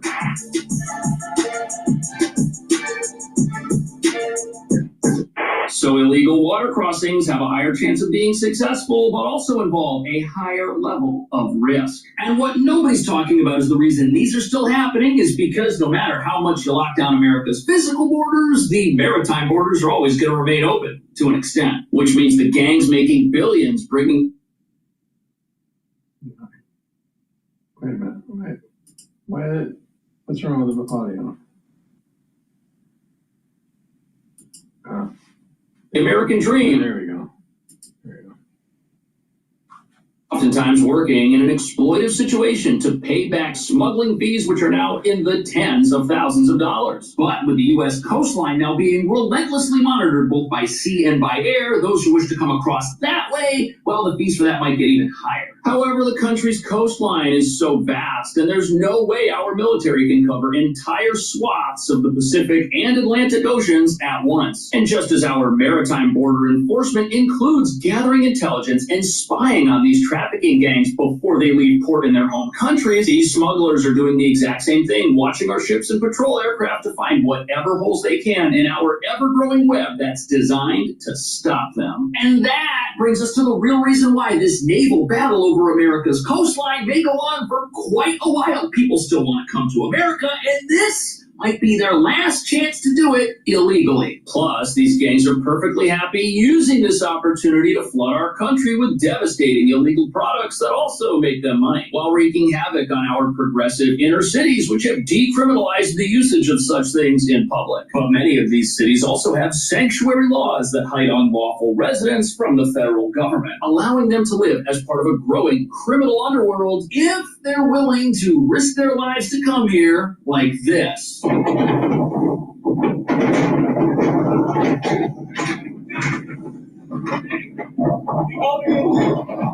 There were 3 people clinging to that little rubber raft for dear life because the ship they were on capsized and the Coast Guard had to rescue them, revealing these smugglers care absolutely nothing for the people they're trafficking into America. If they make it in, great. If not, well, the cartel still got their money, which just empowers them to try again with others. And as you're about to see, the tactics they use to get around our maritime forces like the Coast Guard look like something out of a movie. Incredible how close these boats get when they make those turns. Sirens screaming, the boats turning those corkscrews in San Diego Bay. It's basically a dogfight on the water. They fire those warning shots, then use a paper. If you want my 2 cents, we got options. My 2 cents? My 2 cents? My 2 cents? Here's my 2 cents. I'm planning for the future. Come on. Then use a paintball gun and practice disabling the engines. All right, go. That's absolutely insane. It's like a race where this boat is trying to outrun the Coast Guard and make it to a place where it can drop people off before they get stopped. And they're using this paintball gun right here to practice targeting the engine of this boat to shoot it and disable it so the thing can't move and it's just dead in the water. And although this might seem like overkill, the operators of these boats are dangerous gang members. They can be armed and they care absolutely nothing for anybody who's on board with them. And they put those people in great danger to try and enter the country without permission. Now, overall, across the U.S. border with Mexico in 2024, encounters with migrants was way down. Not so much in this sector, but as the rest of that border continues to be sealed up, there is concern in the Coast Guard that it could cause a so-called balloon effect, pushing more migrants to try the incredibly perilous journey to the U.S. by sea. That's exactly what's happening. You've got 12,000 troops at the U.S. border right now. And all of those troops, they're an obstacle that's basically Impassable crossings there are down 95% since Trump took office. You'll never get across the U.S. border now. We've got helicopters. They're using night vision. They're catching everyone and anything that tries to come through. And when they catch people, those folks get turned around and sent back to their home countries, sometimes within hours. This is literally a night and day difference between how things were just a couple of months ago. It's astounding. Here you can see an image of the border wall with buses full of people who are being deported and sent back. But this type of lockdown isn't possible out at sea where you can't wall off the ocean. There's still a lot of water. You're right there. You see the beginning of the border wall between the U.S. and Mexico. Look at this. The wall just stops. There's a gap. You could literally get yourself out here in a little craft and just make your way right around it if you wanted to. And that's what people are doing. But that's not the only problem. The boats people come across in don't exactly have a pirate's flag or other distinguishing mark on them to let the Coast Guard or whoever's watching know that they're trouble. In fact, smugglers do their best to disguise their boats so they don't look anything like a smuggling vessel. But their goal is to blend in with the traffic that's already out there on the ocean in things like fishing boats, trawlers, pleasure boats that might look like there's only a few people on board, but really are full of hidden compartments beneath where people are hiding. Coast Guard members of the San Diego station talked about the immense job of patrolling these waters. They're blending in with all this traffic that you see out here. Boats in disguise and increased maritime traffic overall make it difficult for authorities to know which vessels to stop. 600. Yeah, they're going to have no idea who they need to stop. If everything looks normal and there's thousands of boats out there, how do you know what's what? And how do you even know where that boat may have come from? I'm sure all the time they stop folks who aren't smugglers or gang members, who will often just ditch whatever craft they came over in, which is why in some parts of the country you used to see these things littering beaches because the boat served its purpose and got people ashore for thousands of dollars. But these smugglers, they'll do basically anything to get folks or products across. And this isn't just a problem in California where you've got a section of the border wall that just kind of ends and could be driven around. No, this is a problem in other parts of the country as well. It's been extremely frustrating for all of us along the Florida Eastern Seaboard. These migrant landings specifically, the word was out that if they made it to shore, then they got to stay. They would pull up on our beaches in broad daylight. 20, 30 people would jump out of boats. Our residents would be videoing these individuals. We would spend thousands of dollars. This is such an easy problem to ignore if you don't live on a coastal area where this stuff is happening and you and your neighbors are videotaping it on your cell phones. But look at this. If we zoom in on Florida, it is incredibly close to Cuba and the Bahamas. And apparently what the Coast Guard does is they've got spying operations set up in some of these countries where they're watching these gang members to try and figure out when they're getting ready to leave port and come over here. That's one of the ways where they know to even send out their patrol boats to try and stop them. But Florida and California are polar opposites politically, and they've got very different approaches to how they handle illegal sea-based incursions in the first place. Florida's out there cooperating with the federal government in order to keep Florida's residents safe from gang activity and danger. But in California, when one of these boats lands and people enter the country illegally, local police in many cases are told to stand down. We are told that our local authorities are prohibited from working with federal authorities to try to stop people like this. Another incident caught on camera in the spring in Newport Harbor. More than 20 suspected migrants seen scattering. Sources tell us this is the boat the migrants were using. You can see it's an old fishing boat. There's some wear and tear. And if you look inside, there's a stack of life vests. If you're a resident that lives near this and you've got to watch this taking place, it's got to be terrifying because these smugglers, these guys are dangerous. They've got weapons and you don't know who anybody is. But the real problem here is that by the local jurisdiction refusing to cooperate with the mission of Border Patrol and help federal law enforcement, you've got a permanent hole in the wall, so to speak, along the coast where people know that they can get in and get assistance. And with people paying thousands of dollars to be smuggled into the country, it's hard to blame these traffickers from trying to enter America, especially when they can land in a place where that sanctuary state hopes they're successful. However, it's not as easy to enter America by sea or by land as it used to be because now the U.S. has eyes everywhere. And for that reason, smugglers who can get people through, they've got to do it with smaller amounts of people, which means those people pay a lot more for the privilege of illegally entering our country. We drove overnight to a safe house. Before we continue with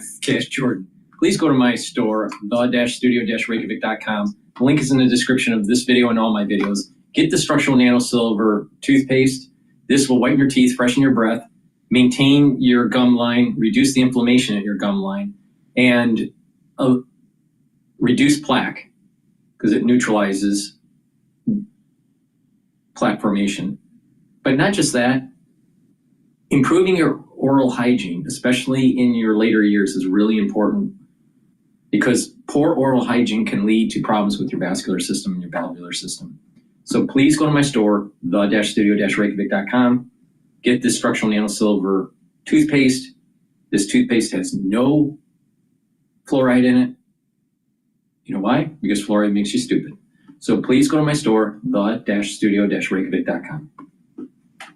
Get the best toothpaste that you can get. Get a few tubes of the toothpaste for your household and help support my work and help support your health. Now, taking ashwagandha root and turmeric are really important. It's a dual stack, all right? Now, ashwagandha will help to control cortisol levels and help to control your blood glucose levels, bring down that inflammation. Turmeric will bring down pro-inflammatory cytokines, bring down inflammation, and also soak up free radicals. By bringing down that inflammation, you're improving your immune system and you are improving your vascular system. Because if you have a lot of inflammation at the vascular level, you're increasing your chances of building up plaque. You don't want that. So this is a dual purpose stack. Get the turmeric and the ashwagandha, take it every day, help with your vascular system and your immune system. Go to my store, the-studio-reykjavik.com, use discount 5 and you get $5 off any order.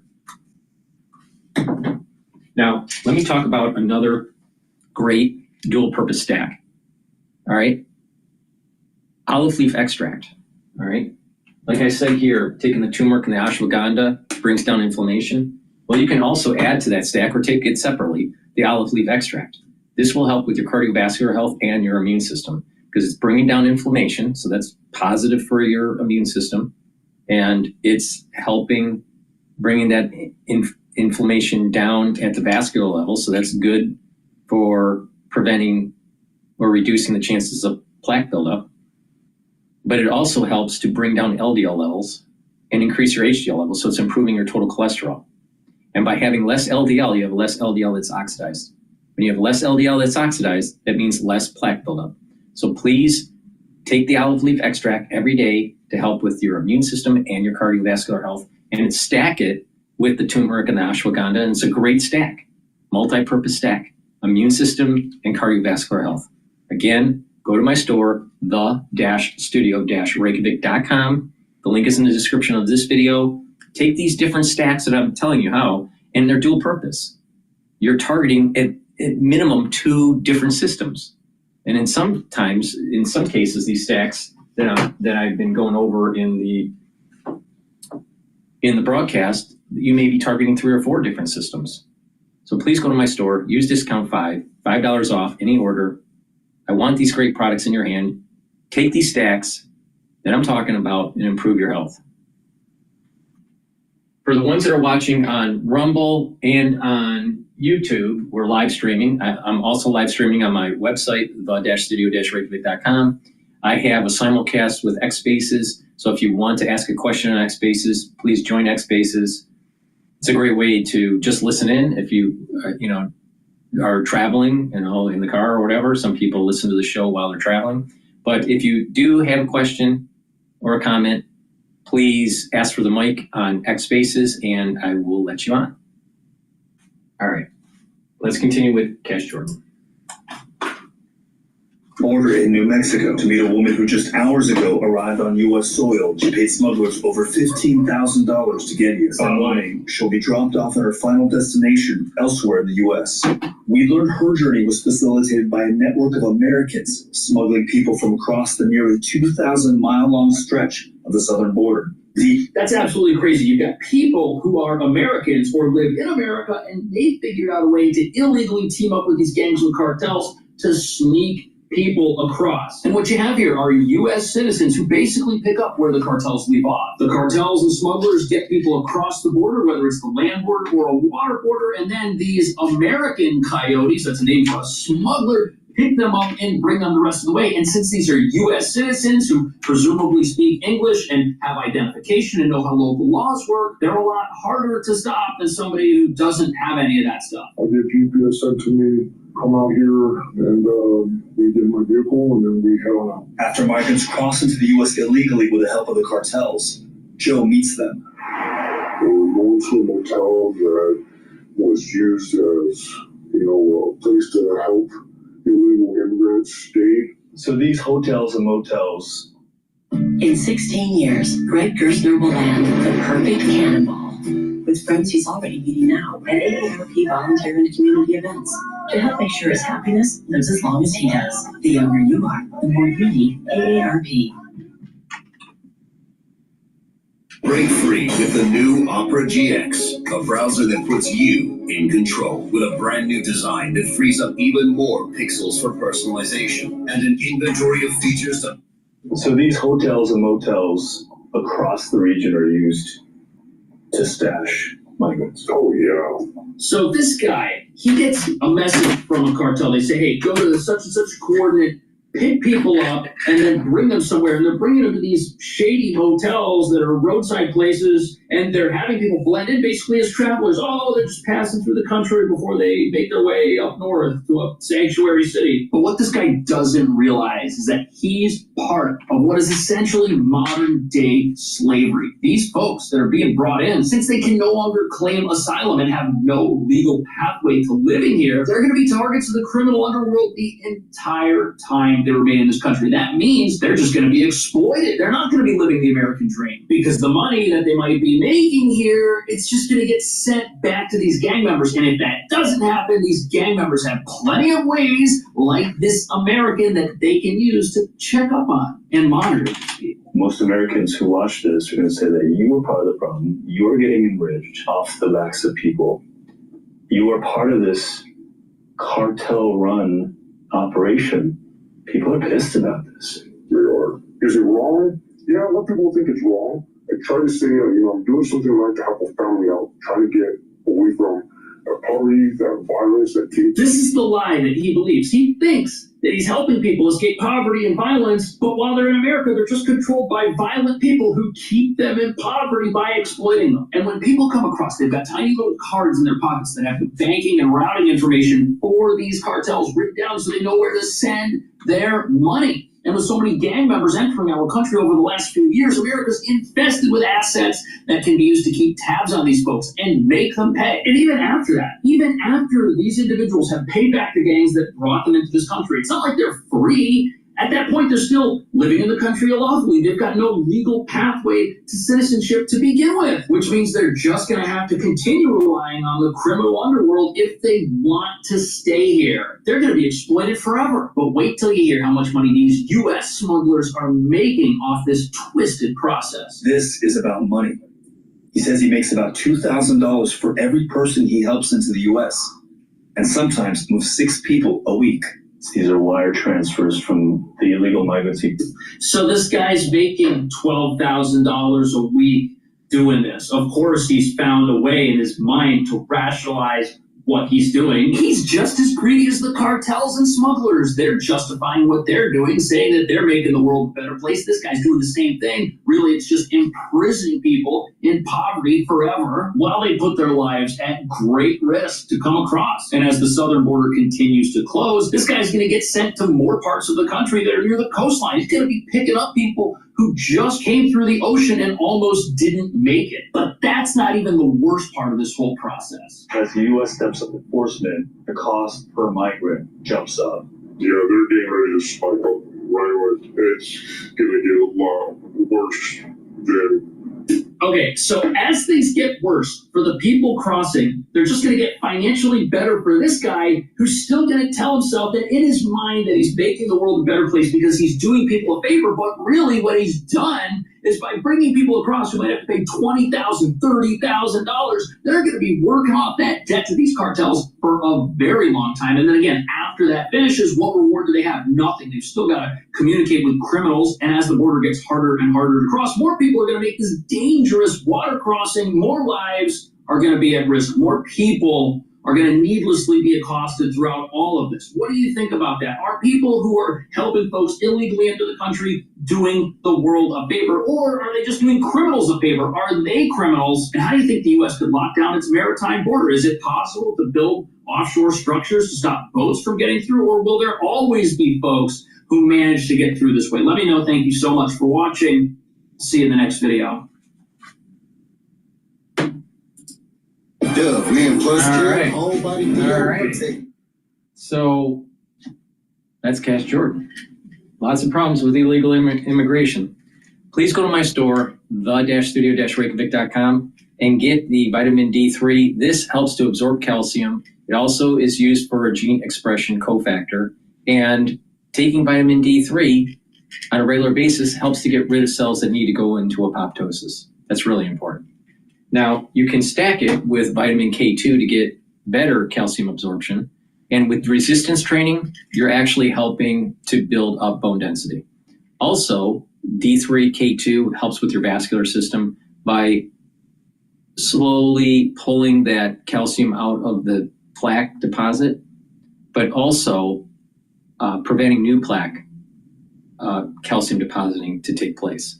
So D3 and K2 will help with your cardiovascular health too.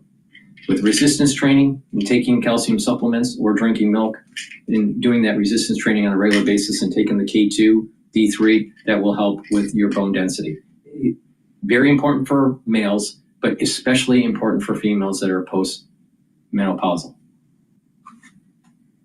Now, another great stack, or you can take it separately, is taking the nattokinase. Nattokinase is fibrinolytic, it'll break up clots. Nattokinase helps with your vascular system by bringing down LDL levels and increasing your HDL levels. Nattokinase should be taken every day. Very important for your cardiovascular health. But it stacks really well with the D3 and the K2. So get the nattokinase, the D3 and the K2, and help two systems, your cardiovascular system and your bone health. So please go to my store, the-studio-reykjavik.com. Use discount 5 and you get $5 off any order. I also have a cardiovascular box. It's the longevity cardiovascular box. And that has a bunch of other supplements that helps with your vascular system. All right, let's go to Al Jazeera here and see what they have to say. That would have given us a 40 or 50-day ceasefire where we could have discussed demilitarization and a final truce. There were all kinds of opportunities to do that, and they elected not to. The Israeli military has launched airstrikes in several areas across southern Lebanon, killing at least 7 people on Saturday and another in the early hours of Sunday. This is the aftermath of an airstrike that hit the southern port city of Tyre, which killed 2 people and injured several others. Israel says its air raids were targeting Hezbollah positions. Ali Hashim visited Tyre, sent us this update. We're here at the scene of the attack that took place here in Tyre on Saturday, where 2 people were killed and several injured. This is the flat that was hit through an Israeli drone strike, but it's clear that the whole area has been affected by this strike. A lot of destruction in cars, but also the houses surrounding this flat were all affected by the drone strike. This is just part of a wave of airstrikes and drone strikes that were conducted on Saturday by Israel and targeted several southern Lebanese villages and towns. At least 8 people were killed over the day. Well, also this just reflects the amount of tension on the Lebanese-Israeli border after several months of ceasefire, a very fragile ceasefire that has been violated on several occasions. Israeli airstrikes and drone strikes are taking place. All right, I'm gonna go to the Live Now news. It's talking about Moscow targets Ukraine with mass drone attack. They are going to be supporting Ukraine in this war. Let's take a look.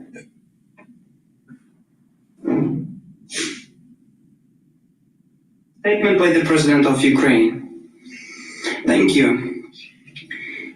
Dear Mr. President, dear members of the delegations of our countries, dear journalists and all those present here, I'm happy to welcome today in Kyiv President of Czechia, the state that consistently supports us. And Ukraine is grateful for all the support.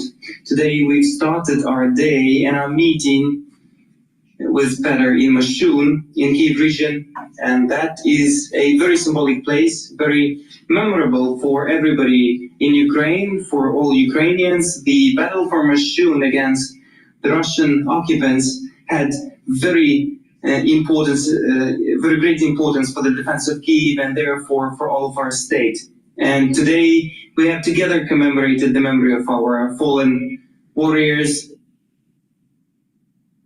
who fought for the freedom of Ukraine. We thanked all the heroes thanks to whom we stand in Ukrainian capital, in Kyiv, in our independent state. And it will always be like that. We will definitely preserve the independence of Ukraine. On the day before, Mr. President of Czechia was in Odessa and became a witness of a large-scale Russian attack against our city of Odessa, against all of our countries. There were more than 200 attack drones, more of those Shahed drones. Significant damages occurred in Odessa of just regular buildings, trade centers, stores. Regrettably, people were hit, and practically each day in Ukraine is accompanied by such Russian attacks, and therefore it is very important to further support Ukraine, our people, our air defense, our warriors, our resilience. Of course, we support the necessity of strong diplomacy, and we want to end the war as soon as possible. But we always remember that only that diplomacy can be called strong that helps to put pressure on the reason for the war, on the aggressor. And every day the world obtains new and new evidence that the sole reason for this war is Putin, is Russia. For more than a week now, there is a proposal for the full ceasefire at the table, and there is no silence only because this offer is not accepted by Putin. Therefore, we need pressure against Russia, and today we've discussed with President of Czechia all key details on the situation on the battlefield and overall the details of the war, and we appreciate Czech initiative regarding our help to Ukraine in artillery, and we work together for this initiative to be efficient this year as well. And I have informed Mr. President on the conversation with President Trump and on the preparation of our teams to the new meeting in Saudi Arabia in the near future. We're grateful for the support. We've also discussed a common European work for the security guarantees for Ukraine, and we hope that Czechia will be a strong participant of the new system of security guarantees for Ukraine and in the perspective for whole of Europe. We've discussed also certain issues on the defense production. Our teams, Ukraine and Czech teams, have concrete projects, and each right idea for the development of our defensive capabilities must be implemented, and today some agreements will be implemented right away. Ukraine is grateful to Czechia for the support to our state in the relationships on the level of EU. Now, regrettably, certain negotiations slowed regarding our accession to the EU, and all because of the obstruction from the representatives of our one country, obstruction of the work of Ukraine and all other EU member states. We believe that EU needs more unity, more speed, and more opportunities to do what has been promised. Ukraine fulfills its obligations on the membership requirements, and the negotiation process must correspond with that. Also, Czechia supports joint European decisions regarding support to Ukraine, in particular defensive and financial support, and that works truly for the common security. And one more thing, Czechia, now during this war, received hundreds of thousands of our people, Ukrainians, received them with respect and sincere desire to help. And I'd like to express my gratitude for this respect to Ukraine, for this respect and such warm attitude, human attitude to Ukrainians. And we have an agreement on the opening in Prague of the Center of Unity for Ukrainians, within this state program. This would be a special hub where all the A2R people will be concentrated. We already have the premises, we have the financing for that. Also, all economic and humanitarian work of Czechia and Ukraine is important, and that in particular touches the reconstruction. There was a decision of Czechia's patronage over our Dnipro region, especially in the I'm going to transition to the live now broadcast that was 3 hours ago dealing with Israel strikes Hezbollah after violent attack. But what I want to do here also is Texas was feeling so stuck. Okay, Israel's army before we go with this Hezbollah rocket attack, retaliates after Hezbollah rocket attack, let me talk about a stack here. Gladiator barley, which is a very high density protein, very important to take if you're building muscle, but it also helps to reduce inflammation, soak up free radicals with superoxide dismutase, and detoxify your body. And taking Myotrol together, this is a great stack. All right, now how does it work? Myotrol has flavonoids, lignans, and polyphenols to help to gene express what you need to make new muscle and to maintain muscle, and it also helps with mitochondrial health. When you get older, about age 40, it's harder to maintain muscle and build muscle. So taking Myotrol every day, once you hit about age 40, is very important. Do some resistance training, but it works even better when you take a high protein quality supplement like Gladiator barley. Take a full scoop, mix it with soft foods or with filtered water or a smoothie. Some people even mix it with milk, and take the Myotrol, do the resistance training, and you're going to gain muscle. This is a great stack also if you're an athlete. So if you want to fuel your body, all right, and build that muscle for your sport, take the Myotrol and the Gladiator barley. So you can be a young or older athlete, all right, and benefit from Myotrol with the Gladiator barley. But it works really well also for people that are not athletes that are just doing some resistance training and trying to get healthier. Very important. Myotrol with Gladiator barley. So please go to my store, the-studio-reykjavik.com, get the Myotrol, but better yet, get the Gladiator with it and stack it, do the resistance training, and you're going to gain muscle and maintain muscle. Very important for your overall health. It's a holistic approach. The proper supplementation, the proper diet and exercise, proper sleep, learn new things, all right? Mindfulness or spirituality, all these help with the health of your body for it to heal and for it to slow down its aging process and boost up its immune system. So please go to my store, the-studio-reykjavik.com, get the Myotrol, and get the Gladiator barley, stack them together, and you get the max benefit. But you can take them separately. But again, taking them together is the max benefit.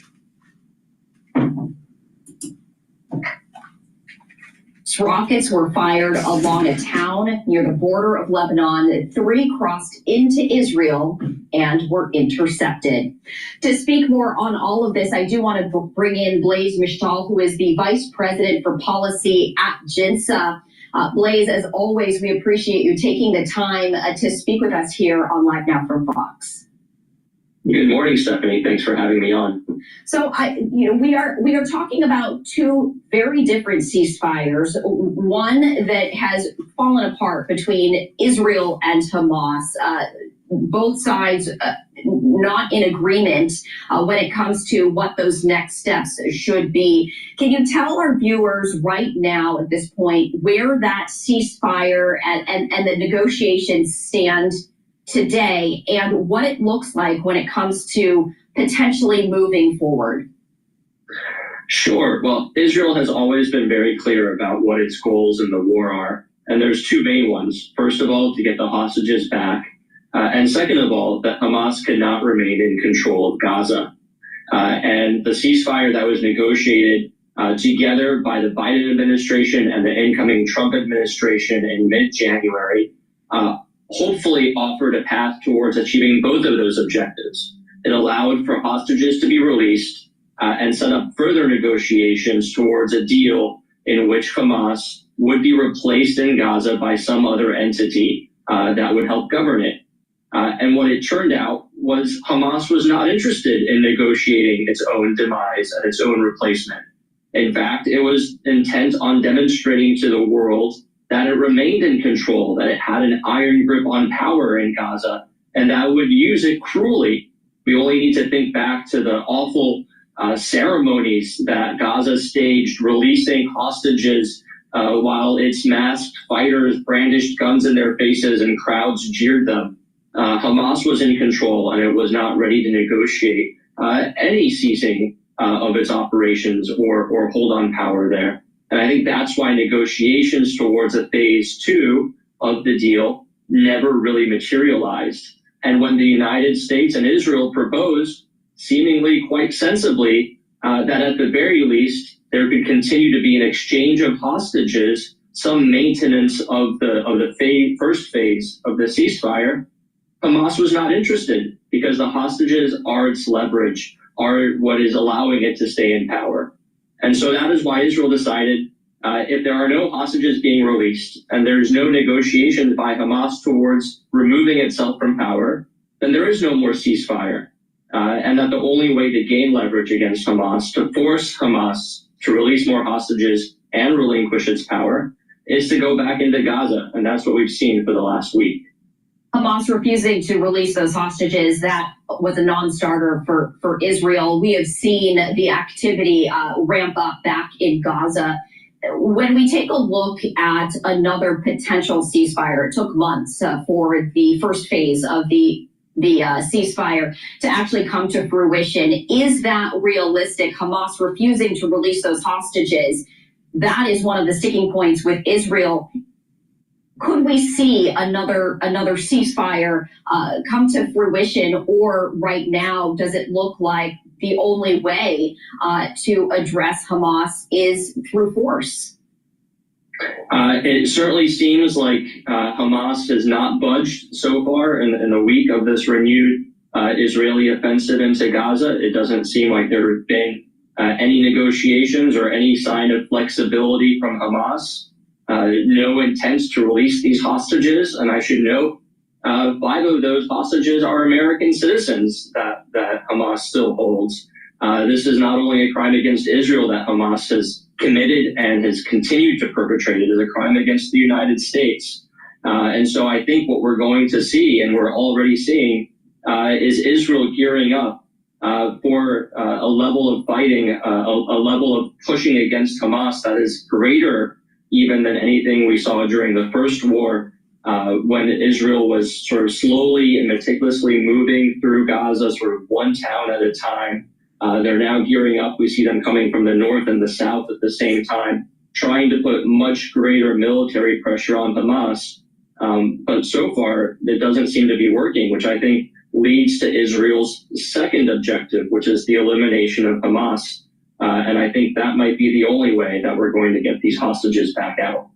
And speaking of the elimination of Hamas, Israel decimated Hamas earlier on. When it comes to regrouping and reorganizing, obviously that's the objective of Hamas. They don't want to be eliminated. Where do they stand now? How strong are they at this point in time? Yeah, so I think, we often call Hamas terrorists. It's important to understand that at least before the war, as of October 7th, they were what Israel called a terrorist army. They had organized units, they had special forces, they had rockets and missiles and drones on the level of most militaries in the Middle East. That military capability has largely been decimated.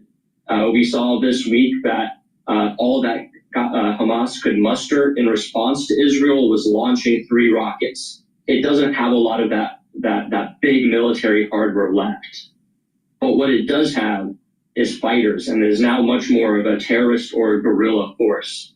And according to the Israelis, at least, even though they say they think they've killed maybe some 20,000 Hamas fighters, injured and taken off the battlefield, similar numbers, Hamas has recruited and replaced many of those with young men who have joined its ranks since the war started. They may not be as hardened, they may not be as well trained or armed as Hamas fighters before them, but that doesn't mean that they're not going to fight and they're not going to hit back at Israel. And that's now the challenge. They're not fighting an army, they're fighting lots of small guerrilla cells that are hidden among civilians. We know that Hamas hides in schools and mosques and hospitals and fights from there. I also want to speak about this because we haven't heard much about Hezbollah, but that is still happening. We're talking about Iran and the various arms. Hezbollah, of course, one of them, also fighting Israel. We've seen some of the attacks happening this weekend. Hezbollah not admitting to some of those rocket attacks that killed individuals. And there still is a ceasefire in place. Where does that ceasefire stand? Yeah, so I think technically that ceasefire is still in place. Both sides still say that they are committed to respecting it. But it is certainly tenuous. It is certainly the case that whether it is Hezbollah or other terrorist groups that operate within Lebanon that are aligned with Hezbollah and operate only with Hezbollah's permission, terrorists remain in Lebanon. They remain committed to attacking Israel, and that the full terms of the ceasefire, which is, first of all, that Hezbollah would stop attacking Israel. Secondly, that they would withdraw north of the Litani River. And thirdly, that the Lebanese armed forces would control that territory to make sure that it is safe and that no further attacks from it come against Israel. The full terms of the ceasefire haven't been implemented, which is why Israel continues to defend itself by hitting against terrorist targets that remain in that area that is supposed to be safe, and why the United States thankfully recognizes Israel's right to do that. That as long as Hezbollah or other terrorists are there along the border, Israel has the right to defend itself while still maintaining that ceasefire. But I think the bigger point here, Stephanie, is that despite the ceasefires, despite what Israel has done to decimate Hamas and decimate Hezbollah, these Iran-backed groups are down, but they are not out. And that Iranian octopus, not just in Gaza, not just in Lebanon and Yemen as well. The Houthis fired on Israel this week at least twice. In Iraq, elsewhere in the region, continues to be active, continues to want to attack Israel, and continues to want to harm the United States as well. And that is the big threat here, is that this Iranian proxy network has not been taken down, that Iran remains a threat. Which is also why we're seeing the United States launching strikes against the Houthis, in addition to what's happening in Gaza and Lebanon. Blaze, we appreciate you taking the time to explain all of this to our viewers on this Sunday morning.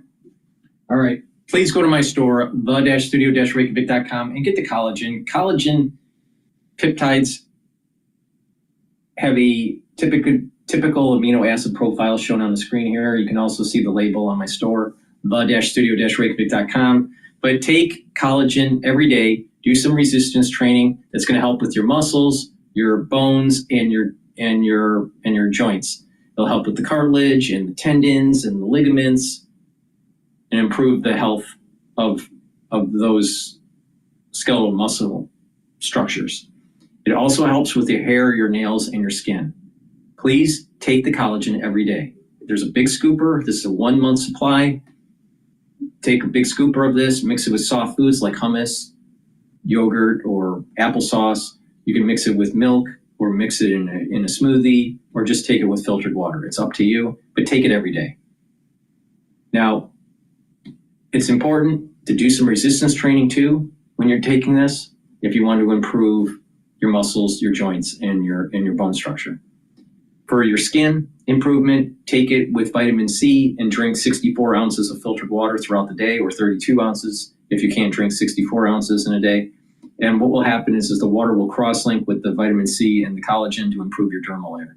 I have a skincare box, an anti-aging skincare beginner's box that has the collagen, the structural nanosilver gel, and vitamin C in it.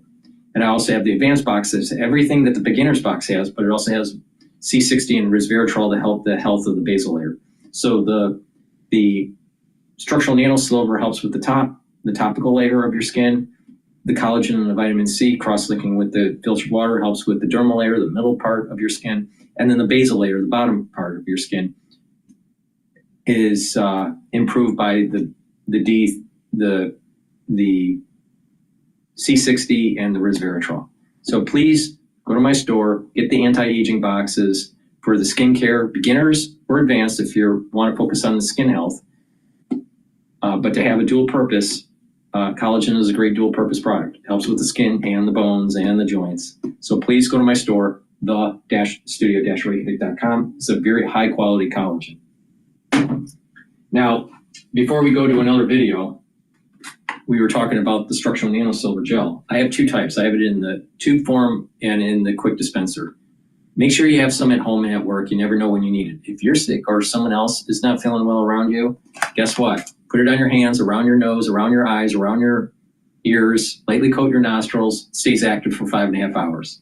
You can also put it on your skin if you have a cut, an abrasion, or a minor burn. It helps to heal. In addition, you can use this as an aftershave.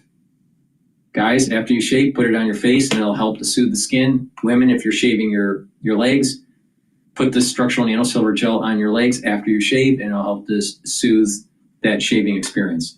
Now, it's a dual purpose product.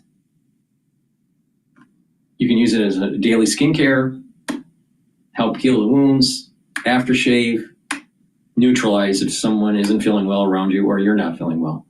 What I've also noticed is that if you have a stuffed up nose, what you should do is just put some of the structural nanosilver gel, lightly coat your nostrils, and it'll reduce that swelling and irritation and soreness.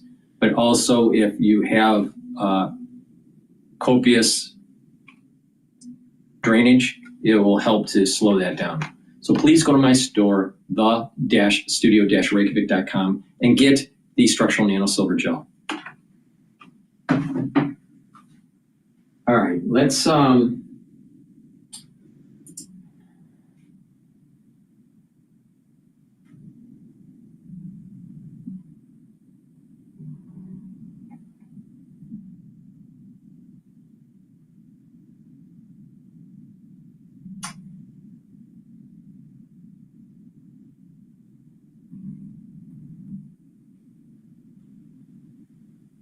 all right, this is 2 days ago with Democracy Now! Dealing with the JFK assassination files. This is Democracy Now!, democracynow.org. I'm Amy Goodman. We end today's show looking at the federal government's release of around 80,000 pages of documents related to the 1963 assassination of President John F. Kennedy. While the documents have revealed few new revelations on the assassination, the unredacted files are filled with details about covert CIA operations around the world, from the Vatican to Latin America. One document revealed 47% of political officers working in overseas U.S. embassies in 1961 were actually intelligence agents working under diplomatic cover. At the U.S. Embassy in France, the CIA had 123 undercover agents acting as diplomats.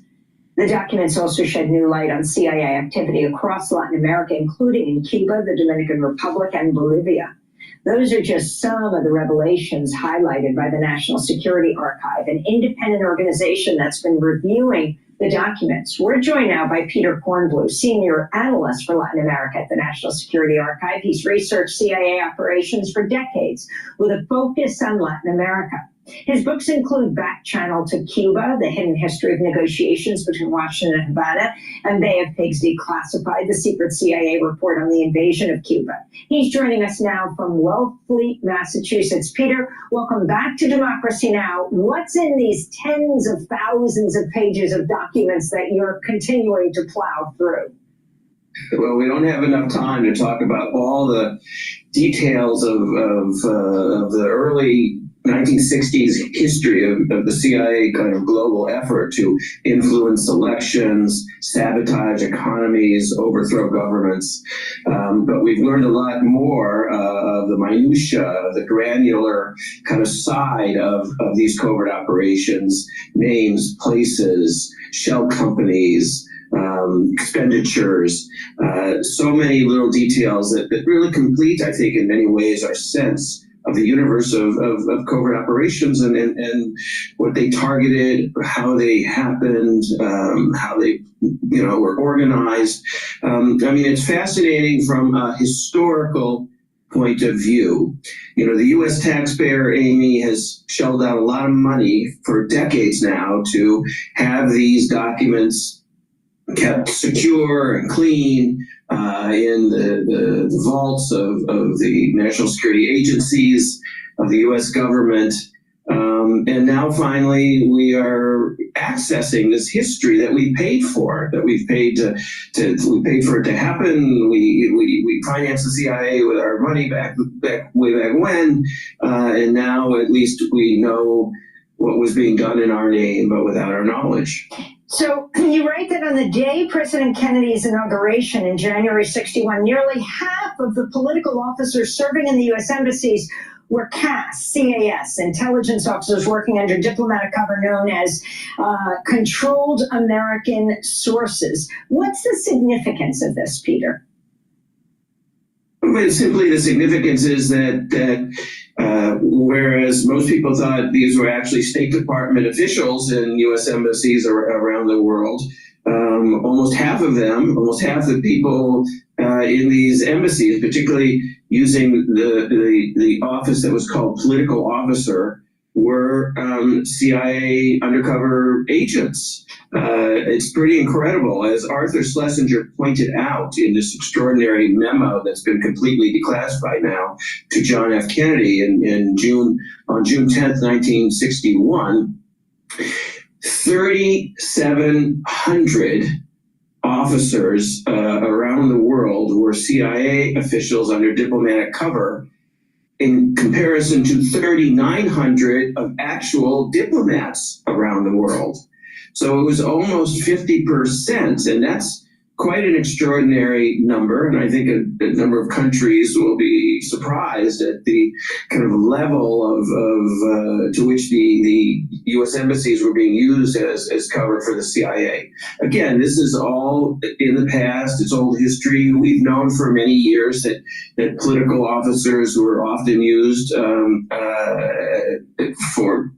kind of disguise CIA operations. And there were other parts of the embassies too, the labor attachés, the commercial attachés, et cetera. And then there were the CIA officers that were operating in countries like Chile and Bolivia and Brazil and elsewhere, who weren't in the embassies at all. But it's a tidbit of covert operations history that certainly is dramatic and reminds us of what the United States was doing around the world and is capable of doing in the future. In light of the U.S. cracking down even more on Cuba right now, especially young people may not know how many assassination attempts there were against Fidel Castro. Is it in the range of 600? And then I want to follow that up with a question about one of the JFK assassination documents being released about the Inspector General's report of the 61 successful, if you call it that, assassination of Rafael Trujillo of the Dominican Republic, revealing the names of CIA officers and others who assisted in the plot. Can you talk about this? Well, the 600 or so figure about assassination attempts on Fidel Castro comes more from Cuban intelligence than from U.S. intelligence. Every attempt by any exile group that the Cuban intelligence intercepted or learned about was added up, and those were quite a few. The CIA itself counts about 16 earnest CIA-sponsored attempts, which now have become folklore of covert operations history, exploding seashells, poisoned cigars, sniper rifles, etc. So we've known about those assassination plots for a long time. There is one document, an internal CIA Inspector General's report on the assassination in late May of 1961 of Rafael Trujillo, the dictator of the Dominican Republic. And it's quite detailed. It names the names of all the CIA officers involved, including their code names that they used in their discussions with coup plotters and the assassination team in the Dominican Republic. It names all the names of the coup plotters as well that the CIA was working with, the name of the actual covert operation, which was called EMD, and the actual assassination plot, which was called EM Slew.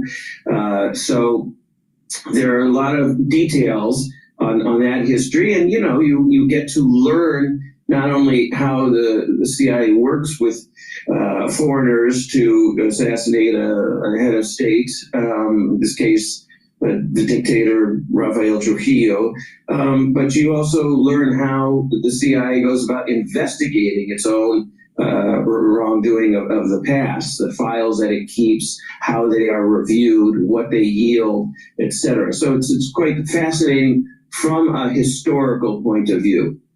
We've done a lot on USAID and Trump's essentially shuttering the agency.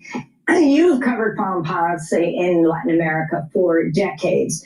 Can you talk about the story of the USAID's Office of Public Safety? That's, again, part of the folklore of covert operations. There was a famous movie made about Dan Mitrione, and who was an officer in the Office of Public Safety. It was never completely proven that he was a CIA official. He was kidnapped and executed in Uruguay by the Tupamaros. Became a very famous case. There is evidence in these declassified documents that the CIA did use AID as cover. But, that was a long time ago. And even if it was doing that, there's still quite a bit more to USAID than CIA covert operations. And so when we talk about AID being shuttered today, we're talking about programs that were literally saving lives every day, providing food bought from U.S. farmers, by the way, by the federal government, and food, medicine, vaccines, quite a bit of support to many of the causes that we actually care about. So it's easy to look back on the older history of USAID when it was first started as a tool of the Cold War. The Cold War has been over for a long time now, so closing it down now is simply a crime against humanity, frankly, in my opinion, because so many people will die and suffer and become ill and impoverished by this cruel act of simply closing the doors of the USAID programs. Peter Kornblue, the New York Times, reports a senior official at the main U.S. aid agency, which is being dismantled by Trump, told employees to clear safes holding classified documents and personnel files by shredding the papers or putting them into bags for burning, according to an email sent to the staff. The significance of this, you as an archivist who deeply wants to understand what is happening and has happened in the past. Well, there is a Federal Records Protection Act, a law that prevents documents from just being wantonly destroyed, erased, shredded, burned, as this email that you referred to indicated.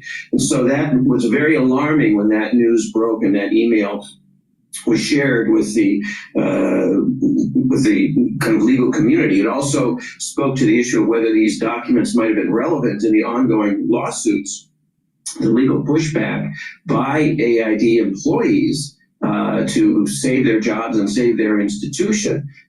Legal efforts that are underway right now, and those documents might have actually been relevant to those legal efforts. My organization joined in protesting that action. It was the subject of court discussion.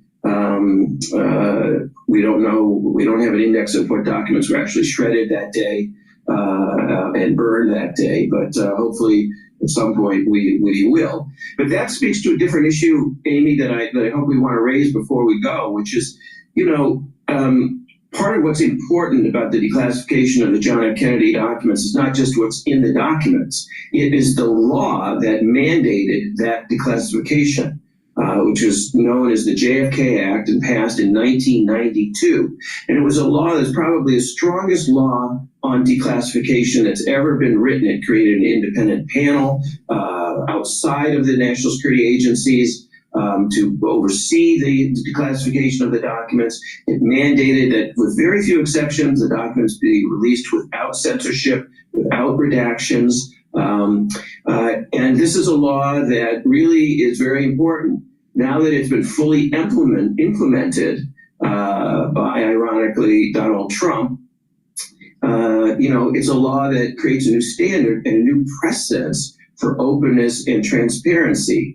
And it's very important that now that we have that standard, we apply that standard to the very administration that is in power today. And it's interesting that while he's released the JFK files, the Shabazz family is asking for the release of the Malcolm X files, which he has yet to do. Peter Kornblue, in the last 30 seconds, I want to get your response to President Trump basically also shuttering Voice of America and Radio Marti, particularly the news, if you could call it that agency that was broadcasting into Cuba U.S. propaganda.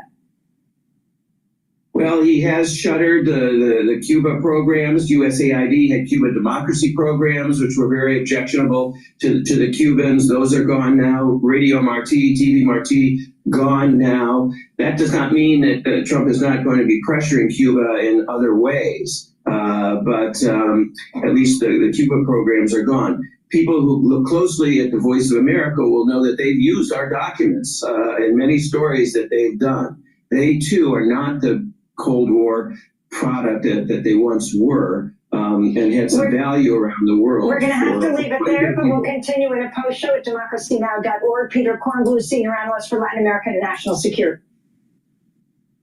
So my overall take with that is that there doesn't seem to be that much new things that have been revealed from these latest JFK file release.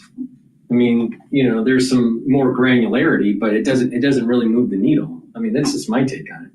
Please go to my store, the-studio-reykjavik.com, and get the Boomer Boost. Boomer Boost is the fourth part of this core health protocol that I have, where you take Max 35 or Max 14 for the first pillar to boost up your immune system, C60 to soak up free radicals, turmeric, ashwagandha, and lignans to bring down inflammation and boost up your immune system. And then the Boomer Boost is the last pillar of the core protocol to improve your energy levels and supercharge your metabolism. It has 68 nutrients. Take a look at the label on my website, the-studio-reykjavik.com. It's extensive on what's in here. It's a powder. You take a full scooper every day, mix it with soft foods like hummus. I did that during the show. And take it either in soft foods. You can mix it with a smoothie or just put it in milk or filtered water. Take it every day. Either take it for your breakfast or for your lunch each day. And what you'll notice is within 72 hours, it will start to work for your body. And it targets multiple systems. The first system it targets is your cardiovascular system. So it's going to improve your vascular system and your heart. It's going to improve your brain function. And it will improve your muscles and strength and boost up your energy levels and your metabolism. So you're going to lose weight. And you're going to start noticing that you're getting this steady energy burn throughout the whole day. There's no spiking of energy. It's just a steady burn all day. Your concentrational levels will be better. You're going to sleep better. You will have this extra vitality or willingness to do things. So you'll just have more vitality during your day. And what you'll notice is that by taking it every day, you're controlling your blood glucose levels, you're having weight loss, you're getting lean muscle, especially if you apply a holistic approach to this, okay? So take this every day for your breakfast or for your lunch. One container here is cheaper for a month's supply than what you're spending for breakfast or for lunch each day of the week, or for the month, right? So you're going to save money by taking the Boomer Boost. Now, if you are an athlete, you can use Boomer Boost as a pre or post workout fueling source. So if, I'm no longer doing triathlons, but if this was available when I was doing triathlons back in the 90s, early 90s, mid 90s, I would have taken this, all right, as a fuel source for my training. So this is a very high quality product, all right? But again, you should be taking it for your breakfast or for your lunch each day, all right? You're gonna start noticing the effects on your body within 72 hours. You're gonna sleep better, you're gonna have more energy, you're gonna have more mental acuity. And by doing these holistic approaches like proper exercise, so you're gonna do resistance training, a little bit of cardio, stretching, and balancing exercises, all important. Some mindfulness or spirituality will help to calm your central nervous system and go into parasympathetic. Proper sleep. Make sure you get enough sleep, but not too much. But you want to be able to consolidate memory, detoxify your central nervous system, and be well rested. That's very important. Learn new things. Challenge your mind to learn new things. Really important to improve your memory. When you do this in a holistic approach with proper diet and exercise and proper supplementation, you're going to notice that big benefits are going to be happening for your body. Your body is healing, you're going to have more energy, and you're improving your immune system. So take the Boomer Boost, do it every day, all right? Now you can take the Boomer Boost with the Gladiator barley that I've talked about earlier, or you can also take it with the heirloom barley. Now you can take the heirloom barley or the Gladiator barley by themselves. They're high density protein. You can't get this barley at a organic food store. This is much better, all right? And it's more, it's higher density. So take a half or a full scooper of this each day. And what will happen is if you take the heirloom barley, you're going to be detoxifying your body. You're going to be soaking up free radicals with superoxide dismutase. You're taking a high density protein, this nutritious, high nutritional density protein with this heirloom barley, and you're bringing down inflammation. So that's going to be very important for healing your body and improving your immune system. And if you work out, by bringing down inflammation, your recovery time is quicker. Now, you can take the heirloom barley by itself, take a full scoop or a half scooper, mix it with soft foods or with water or however you want to mix it. Or you can take it together with the Boomer Boost, and you'll get the max benefits with that, where you're getting the 68 nutrients plus the high density protein. Now, if you want to build strength, all right, either because you're 40 years of age or older and you want to maintain or increase your muscle mass, which is important, take the Boomer Boost and the Gladiator barley. All right, and that is really targeting getting strength, and you get all the benefits of taking the heirloom barley too. All right, so the Gladiator barley is, you get all the benefits of the heirloom barley, bringing down the inflammation, detoxifying your body, soaking up free radicals with superoxide dismutase. But the Gladiator barley also helps to build strength. All right, and by taking the Boomer Boost with the Gladiator barley and doing that resistance training, you're really controlling your A1C levels. A lot of people in the United States are diabetic, type 2 diabetes because of lifestyle. And if you want to lose weight and control your A1C levels, or even if you're borderline diabetic, if you want to, get healthy, a great way to do it is to take the Boomer Boost, take the Gladiator barley, do a little bit of exercising, start eating properly, and apply a holistic approach, like I mentioned earlier, and you're going to get healthy very quickly. So please go to my store, the-studio-reykjavik.com, get the Boomer Boost, and better yet, mix it with the heirloom barley or the Gladiator barley and get all those benefits that you need. So please go to my store, get the Boomer Boost, the Gladiator barley, or the heirloom barley. Now I have a longevity boost box where I've discounted it, where you get the Boomer Boost and your choice of Gladiator barley or heirloom barley. And that's cheaper than purchasing the individual products separately. And you can put discount 5 on top of that and you saving even more. So it behooves you to actually get a longevity boost box. But if you just want to take the Boomer Boost or just take the Gladiator barley or the heirloom barley, that's up to you. So please go to my store, the-studio-reykjavik.com, and get the Boomer Boost and the high quality barleys that I have and get healthy. I'm not joking. It takes 72 hours and you're going to start noticing a difference. It's helping to detoxify your body. You're getting all the nutrients you need. You're going to get better sleep and you're going to have more energy. Within 72 hours, you're going to start noticing your body is getting healthier. All right. So with that, I want to pivot to, let's go to France 24. They're talking about the Pope's health. A few hours ago, appearing on the balcony, he appeared and addressed well-wishers, saying that he was weak, seemed breathless, but he thanked the crowd for their support, and he singled out a woman carrying yellow flowers for him, saying bravo. So the Pope, back at home, the Vatican this evening, his team say he will need at least 2 months of rest. Stay with us here on France 24. We'll be back in just a tick.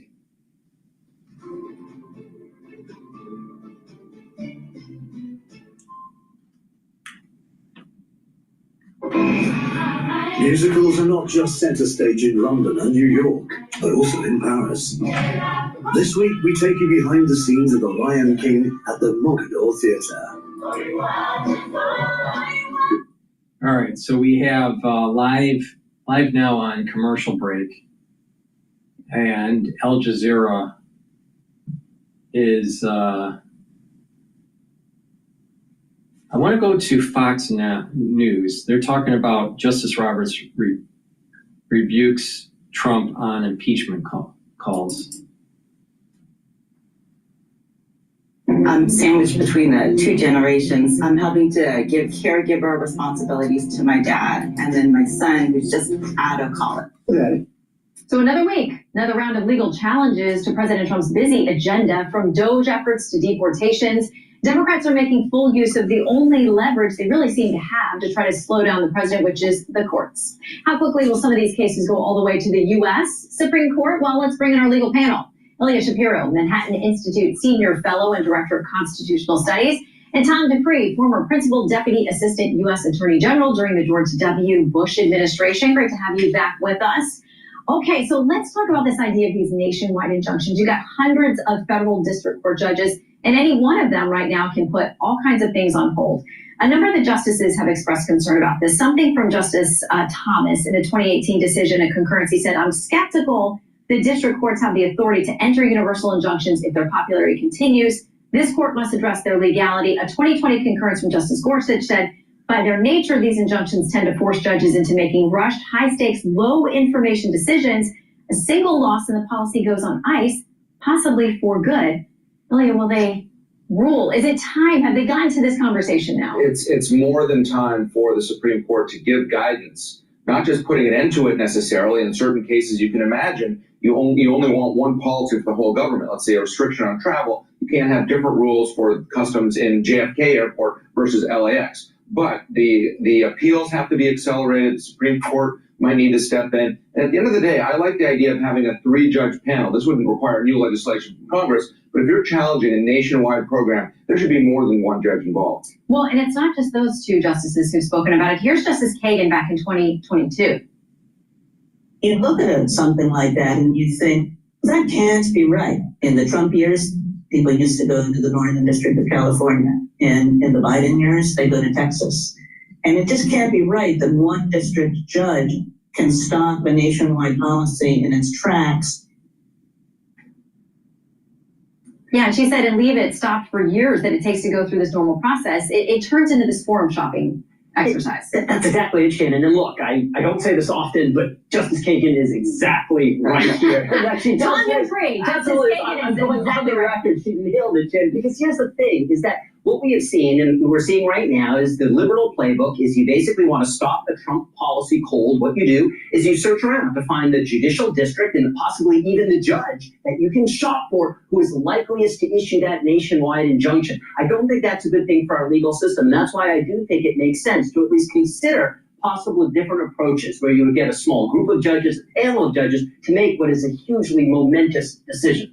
Well, through all of this, there's been a lot of frustration, and some of the president's supporters have said, and the president, maybe we need to impeach some of these judges. So the Chief Justice of the Supreme Court, John Roberts, said this Monday, for more than 2 centuries, it has been established that impeachment is not an appropriate response to disagreement concerning a judicial decision. The normal appellate review process exists for that purpose.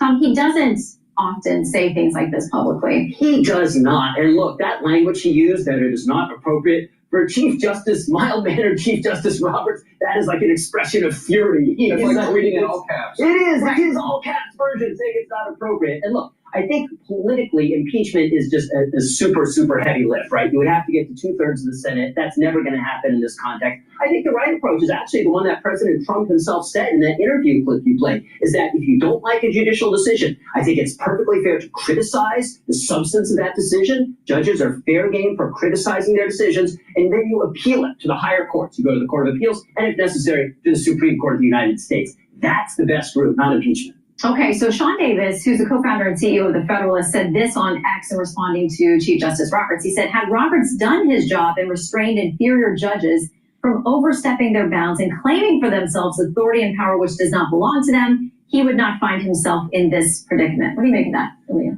I think that's generally right. The Supreme Court needs to rein in some of these temporary restraining orders, TROs, which are talk about regular process. TROs aren't supposed to be appealable in the first place, and yet we have TROs issued about spending billions of dollars and things like this. So Roberts had the opportunity a couple of times already. Some of these have gone to the court, and the court has not given further guidance to the lower court judges. So whether you agree with what Roberts said or not, I think in terms of actually affecting the process, I think if he had a firmer rein, then indeed there would be less of this kind of chaos and both sides questioning the legitimacy of the judiciary. Okay, one of the hottest debates has been over the use of the Alien Enemies Act to deport people. Last weekend, there were these plane loads of Venezuelans who left. The administration said these were gang members. It was time for them to go. They went to the Salvadoran prison. But a legal filing for the attorneys for those deported Venezuelans says this: if the president can designate any group as enemy aliens under the act, and that designation is unreviewable, then there's no limit on who can be sent to a Salvadoran prison or any limit on how long they will remain there. Ilya.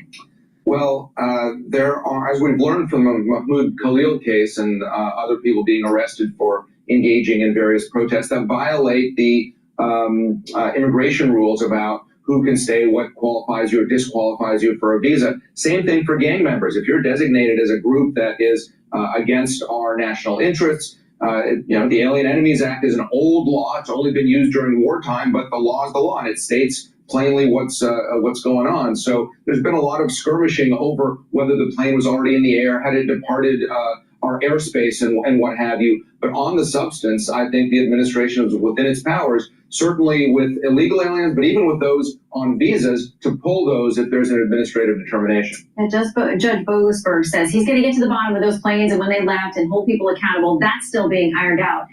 But to this issue of whether or not everybody on that plane was a gang member, because there are family members who come forward, as they would, to say they've been caught up wrongfully in this whole thing. But Wall Street Journal reports this. ICE officials say they vetted each Venezuelan, taking court records, interviews with suspected members, surveillance, and other evidence into account.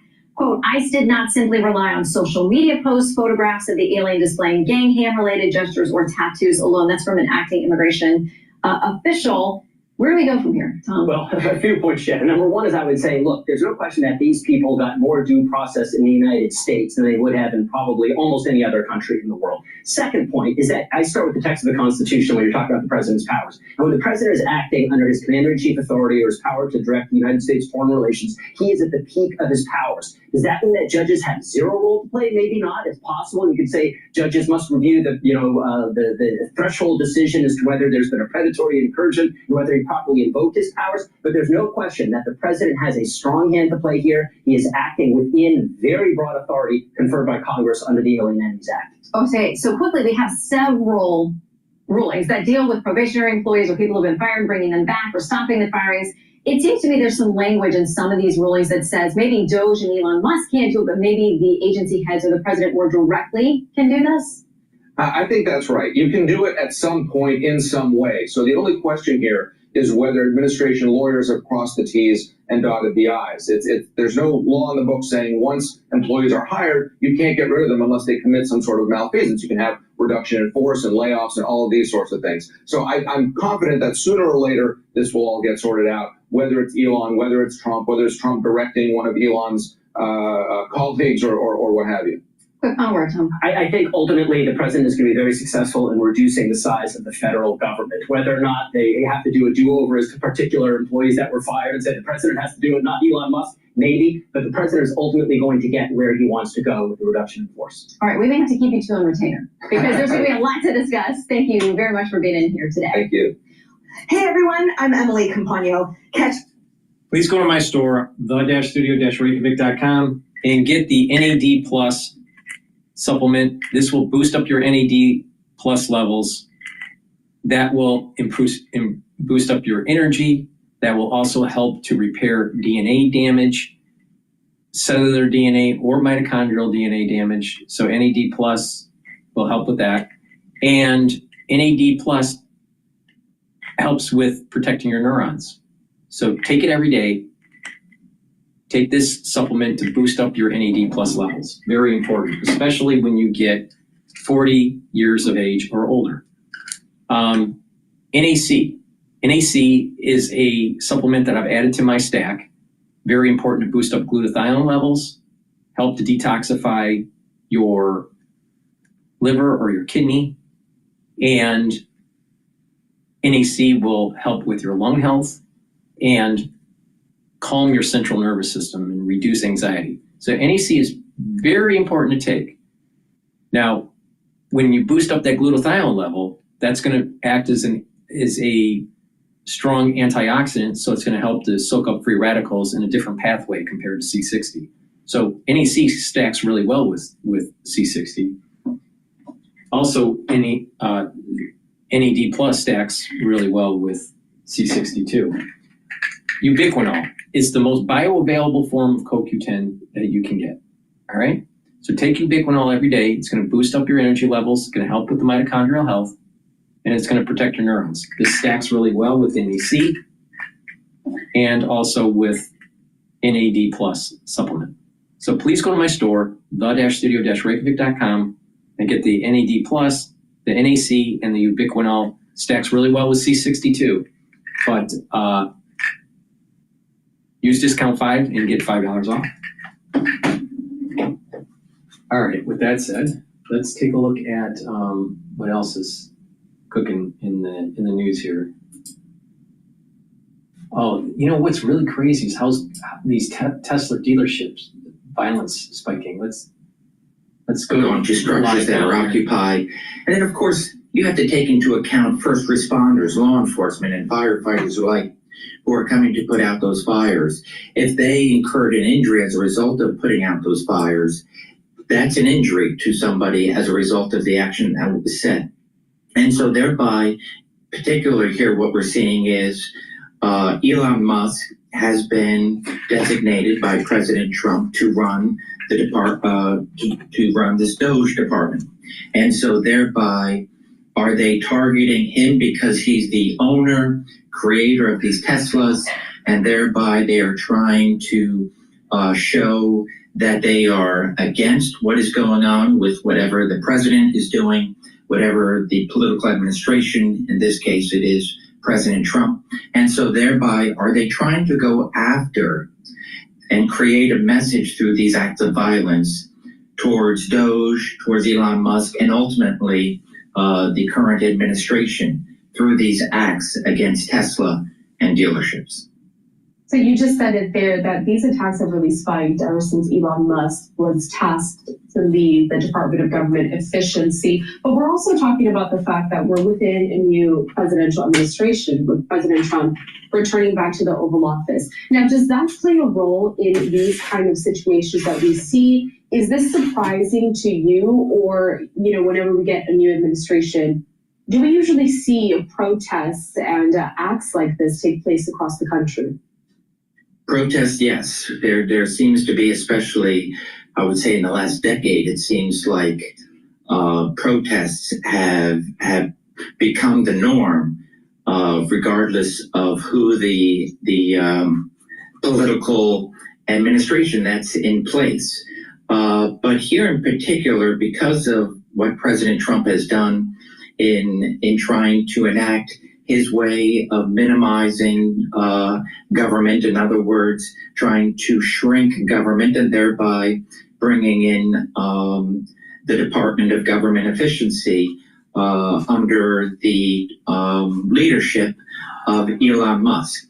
And so thereby you're going to, of course, incur protest, people who just do not like what is being put in place, and so they protest. And we are allowed to protest, right? By as long as they are peaceful protests. Whatever I say is protected. However, what I do depends on what is that level of protest. I can protest, I can show signs, I can raise my hand and so forth, and try to get more and more numbers to make a statement, and ultimately that there is power in numbers. Here we're seeing this escalation of violence, arson, shootings. These are very violent acts.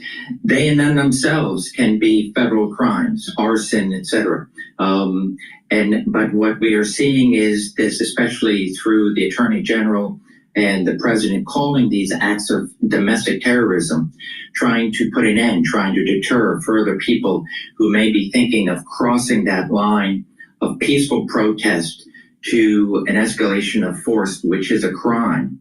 And then, of course, going overboard with trying to change the president's mind, to trying to change this political persuasion, so to speak, through nothing but violence, and to enact as a domestic terrorism. There really is no specific charge of a domestic terrorism. It really is garnishing resources of the federal government under the FBI, Department of Homeland Security, the Department of Justice, and being able to go after these individuals and charge them federally. So they are federal crimes, whether it be arson of a dealership that operates in interstate commerce. That's a big word or phrase in the federal government in order to show that, hey, these dealerships that purchase these Teslas from another state, thereby as a result, somebody set fire to the Tesla or to the dealership, which is disrupting and interfering with interstate commerce. That allows the federal government to charge an arson, which could be a state crime, to charge a gun violation, which can be a state crime. And the penalties go up and so forth, minimum of 5 years to a maximum of 20. And then, of course, if there were injury or death, if there is a conviction, those sentencings could go further up. Speaking on some of these tactics and preventative measures that are trying to be used now to try to stop this from happening, I have a statement here posted on X from the FBI that says, PSA, FBI warns of nationwide incidents, arson, gunfire, and vandalism targeting Tesla EVs, dealerships, and charging stations in 9+ states linked to political grievances. The FBI urges vigilance and awareness around Tesla locations. Now, vigilance and awareness, of course, but what other sort of tactics or key steps are going to be taken by the FBI and other law enforcement agencies across the country to help curb this level of violence that we're seeing? So you're going to see very public acts of arrests by the federal government. So the Department of Justice is designated additional resources, not only funding, but ensuring that there are enough FBI resources or Department of Homeland Security law enforcement resources, not only to investigate, to send evidence response teams, but to also be able to determine if there's a link in all these different states. Are these groups organized? In other words, is somebody funding and thereby sending messages out through digital media, and thereby there will be a leader. And ultimately, the FBI and other federal resources will be able to determine if this isn't organized, there will be conspiracy charges. And so thereby, you may have individuals that have some play in the organization and trying to encourage people to commit acts of violence, and thereby can also be charged. All right, just wanted to showcase some of these videos as we see protests continue against Tesla, and we continue to cover all of the latest regarding this situation. Scott Duffy, a former FBI special agent, we always appreciate your time here at Live Now from Fox. Tell them. Yeah, it's amazing how the ultra libs love to push EVs, but then now they're destroying them because they don't like what Elon Musk is doing with Doge. Please go to my store, the-studio-reykjavik.com. Get the C60. This is a very strong antioxidant. It's part of my protocol. It's the second pillar to soak up free radicals. Now, you can get it in a 2 ounce, a 4 ounce, or an 8 ounce configuration. The higher ounce configuration is cheaper per ounce, so it behooves you to get the higher ounce configuration as a built-in discount. And C60, you can get it in extra virgin olive oil, MCT coconut oil, or avocado oil. Now, C60 is a fullerene. It's a molecule that's 60 carbons, and the way it's designed is it neutralizes free radicals. When you're neutralizing ROS or free radicals, what happens is that you're reducing the stress in the cell and in the tissue. So the cell and the tissues are going to perform better. And it's going to improve the health of the mitochondria, so you're going to have more ATP. When you have more ATP, then your cells are going to perform better because there's more energy. Now, that's cells in your body need lots of ATP to perform properly, especially your endocrine system, your immune system, your neurons. So taking C60 is going to even help your neural health. All right. Why? Because it's going to help the health of those mitochondria, and the ATP is going to be boosted up. The stress in the neuron is going to go down. And so now you have more energy to be able to create the neurotransmitters to allow them to be shot out of the neuron to create this communication between the neurons. So that means your thinking is going to be better, your mental acuity is going to be better, and you're going to have this positive neuroplasticity. All right. So having lots of energy is really important. If you notice, why do kids have lots of activity and they're absorbing a lot of information and learning? It's because they have lots of ATP. You look at someone that's older, they don't think as fast, they're sluggish. It's because their ATP is lower. The health of their mitochondria is down. Now, there's many reasons why the health of the mitochondria is down. Could be stress in the cell. Could it be the mitochondrial DNA is damaged? You have less mitochondria. You need lots of mitochondria in your cells. And as you get older, that population of mitochondria starts to diminish. So if you boost up the health of the mitochondria, improve the population of mitochondria that's in the cell, then your tissues are going to perform better. So that's why taking C60 is really important to take. It's a very potent antioxidant. It's like 1,000 times more than vitamin C, because vitamin C can only neutralize one free radical. Well, C60, one molecule, can neutralize hundreds of free radicals. So take a teaspoon a day on an empty stomach for best absorption. If you're going to work out, take the C60 before your workout. So you're soaking up the free radicals that you're creating during your workout, and you're going to actually recover quicker. You'll notice that your recovery time after your workout is better. So taking C60 every day, a teaspoon a day, and what you're going to notice is that your energy levels are going to go up, your tissues are going to perform better, there's less stress. So that means your immune system is going to be better, your endocrine system is going to be better, and your neural health will be better, and you're going to be thinking better. All right. And then when you're having this compound effect, day after day after day, you're actually slowing the stress on your body and slowing down the aging process. And that's the power of antioxidants, especially high potent antioxidants like C60. So take a teaspoon a day.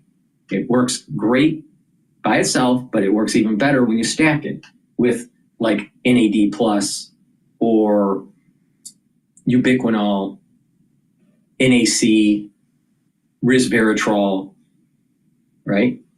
the core stack that I mentioned, the Max 35 or Max 14, the C60, the turmeric, the ashwagandha, the lignans, and the boomer boost, that's a powerful stack with C60.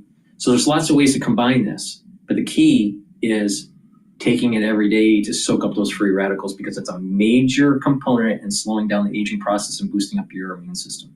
So please go to my store, take a teaspoon of C60 a day. I've been taking this, I don't know, like almost 9 years now, all right? Now, people that have been watching me for a while, all right, notice that I'm not aging. Now, I'm wondering why. Maybe my protocol works, all right? So just follow my lead.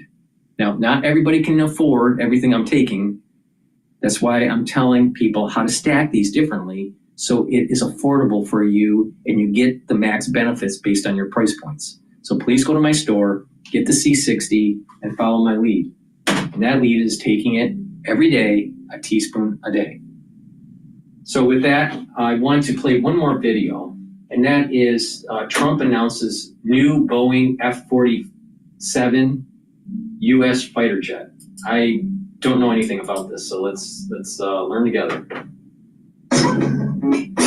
I'm gonna need a new headline, right? Yeah. You got any ideas? CarParts.com always delivers, and they carry quality parts from trusted brands at a great value. Thanks. Now that's my speed. Yes, I love this game. IXL is actually a learning app, but it's so fun. He calls it a game. I'm crushing it. Yeah, you are. He loves the chat. I'm thrilled to announce that at my direction, the United States Air Force is moving forward with the world's first sixth generation fighter jet. Number sixth generation. Nothing in the world comes even close to it. And it'll be known as the F-47. The generals picked the title. And it's a beautiful number, F-47. It's something the likes of which nobody has seen before in terms of all of the attributes of a fighter jet. There's never been anything even close to it, from speed to maneuverability to what it can have to payload. And this has been in the works for a long period of time. After a rigorous and thorough competition between some of America's top aerospace companies, the Air Force is going to be awarding the contract for the next generation air dominance platform to Boeing. As you know, was highly competed for. There was a lot of competition, generals, and it's been going on for a long time. Very, very tough competition, but this plane is produced numbers that nobody's ever seen before. The F-47 will be the most advanced, most capable, most lethal aircraft ever built. An experimental version of the plane has secretly been flying for almost 5 years, and we're confident that it massively overpowers the capabilities of any other nation. There's no other nation. We know every other plane. I've seen every one of them, and it's not even close. This is the next level. You know, level 5 is good. This is level 6, they say. The F-47 is equipped with state-of-the-art stealth technology. It's virtually unseeable and unprecedented power. It's got the most power of any jet of its kind ever made. Maneuverability, likewise, is there's never been anything like it, despite the power and speed. Its speed is top. So over 2, which is something that you don't hear very often.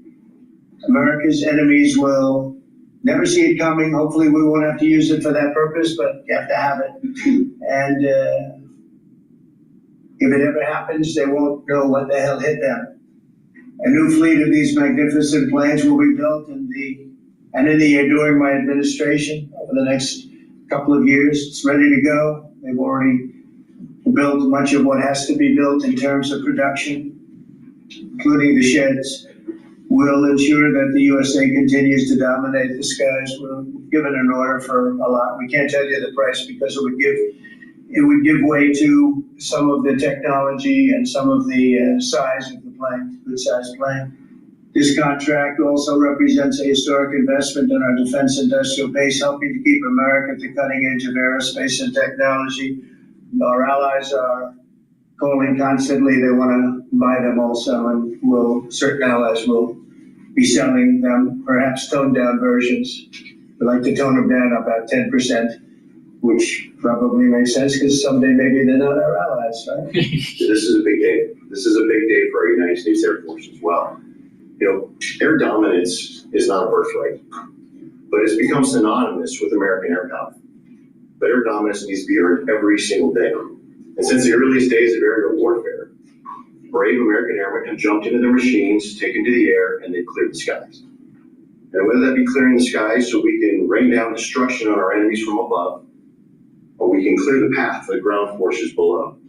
That's been our commitment to the fight. And that's really been our promise to America.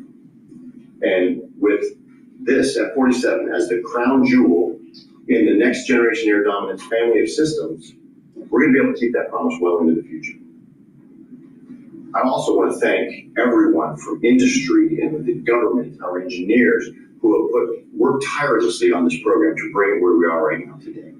This shows that American talent, American skill, and American determination are second to none, because this platform is second to none. So we believe that this provides more lethality, it provides more capability, more modernized capability in a way that is built to adapt. This, along with our collaborative combat aircraft the President talked about with drones, this is allowing us to look into the future and unlock the magic that is human-machine teaming. And as we do that, we're going to write the next generation of modern aerial warfare with this. This enables us to do this. The manner in which we put this program together puts more control in the hands of the government, so we can update and adapt at the speed of relevance, at the speed of technology, not at the speed of bureaucrats. This is more Air Force. This is more options for the President. We say as our mission in the United States Air Force is to fly, fight, and win air power anytime, anywhere. If you want to go anywhere, you have to have a platform that gets you anywhere. This provides the President options from the very one end, which is a quick response, and then we can get right back into fighting stance without having to deploy troops that are going to take maybe months and cost more lives. We can be back in fighting stance and maybe we restore that deterrence. All the way to decisive victory as part of a joint force that is the most lethal and capable military ever known in history. That's what we provide now, and this allows us to provide it into the future. It's more deterrence, more capability. It's what peace through strength looks like in the future, Mr. President. Trump announced that Boeing will build. Being well-rounded is the easiest way to get rejected from your dream college. Let me explain. It's all about defense versus offense. Trump announced that Boeing will build this F-47 fighter jet for the Air Force today. We're talking about downsizing. Airplanes are always so expensive, aren't they? Boondoggle, usually. $2 trillion program for the F-35, the F-22. 20 years of overruns and corruptions and mistakes. And yeah, they're great planes, but if you think about how wars are fought in the future, very expensive manned aircraft are just not the thing that you want to spend all your time and money on. It's kind of like having a missile shield to cover the entire continental United States. Sounds cool, but it's going to be a huge boondoggle that's going to take money away from the things that we need, really, which are cyber, in my opinion, drones, future technologies, AI. And so, yeah, no, I think it's just a huge problem waiting to happen. But I don't know, maybe Cedric, maybe you feel differently. Well, actually, I think in part you're right. The one thing, Josh, that I found interesting is that the F-47 is supposed to kind of be a quarterback for a fleet of manned aircraft plus drones. So this is kind of their collaborative combat aircraft concept. So in addition to the next generation air dominance aircraft, which they're not quite sure whether to categorize as a fighter or a bomber or both, they then have this collaborative combat aircraft system that they basically want to have an aircraft, a manned aircraft like the F-47 going out there, and then a fleet of drones that will then be directed, presumably, by the pilot in the F-47. Now, whether or not that actually happens, that is another story. Yeah, that doesn't sound expensive at all, right? I mean, I heard that one version where the drones come out of the plane, like the plane has the drones, and then, I mean, I saw that one. Seems a little ambitious. And the Chinese, they announced their Generation 6 fighter, and that's why they're doing this, because the Chinese leaked the information about their fighter, so Trump has to combat it. So I get that in a propaganda kind of versus propaganda kind of way. But I mean, let's have a think about this before we spend another $2 trillion on planes. Well, and the thing is, Boris and Brianna, the idea here really should be to synchronize your war plans, your strategies, with the money that you spend. Ideally, with the types of technologies that you're actually going to put out there. And Josh is absolutely right. The Chinese, what was it, about a month ago or so, they released videos of their purportedly sixth generation aircraft flying around, very mysterious looking planes that kind of fit the mold of what a sixth generation aircraft should look like in terms of stealth capabilities and potential quarterback, I'll call them, capabilities that you would have in a situation like this. So these are exciting technologies, but they have to be managed properly, and this is where a DOGE effort could potentially pay dividends in a situation like this. You also have to wonder about Boeing itself, given some of the issues that the company has recently had. We have to leave the conversation there, Colonel Cedric Lake and Josh Rogan. Appreciate you both joining us. Thanks so much. All right. Well, that's the broadcast today. Tonight, I am supposed to have a show with John Hogue. We're going to be doing a live stream on my website and on YouTube, and a simulcast taking questions from the audience from X Spaces. So please, if you would like to listen in or ask questions with John Hogue, tonight at 10 p.m. New York time, all right, Eastern time, 10 p.m. tonight, we're going to take the audience's calls, and it's a fun show, all right? It's going to last for about 2 hours, from 10 to 12. Sometimes it goes a little longer than that. But please join the show tonight at 10 p.m. Eastern time. So thank you for the ones that have been listening on X Spaces. Greatly appreciate it. The ones that have been watching the live stream on my website, Rumble, or YouTube, thank you very much. Have a nice day, and hope to see you tonight.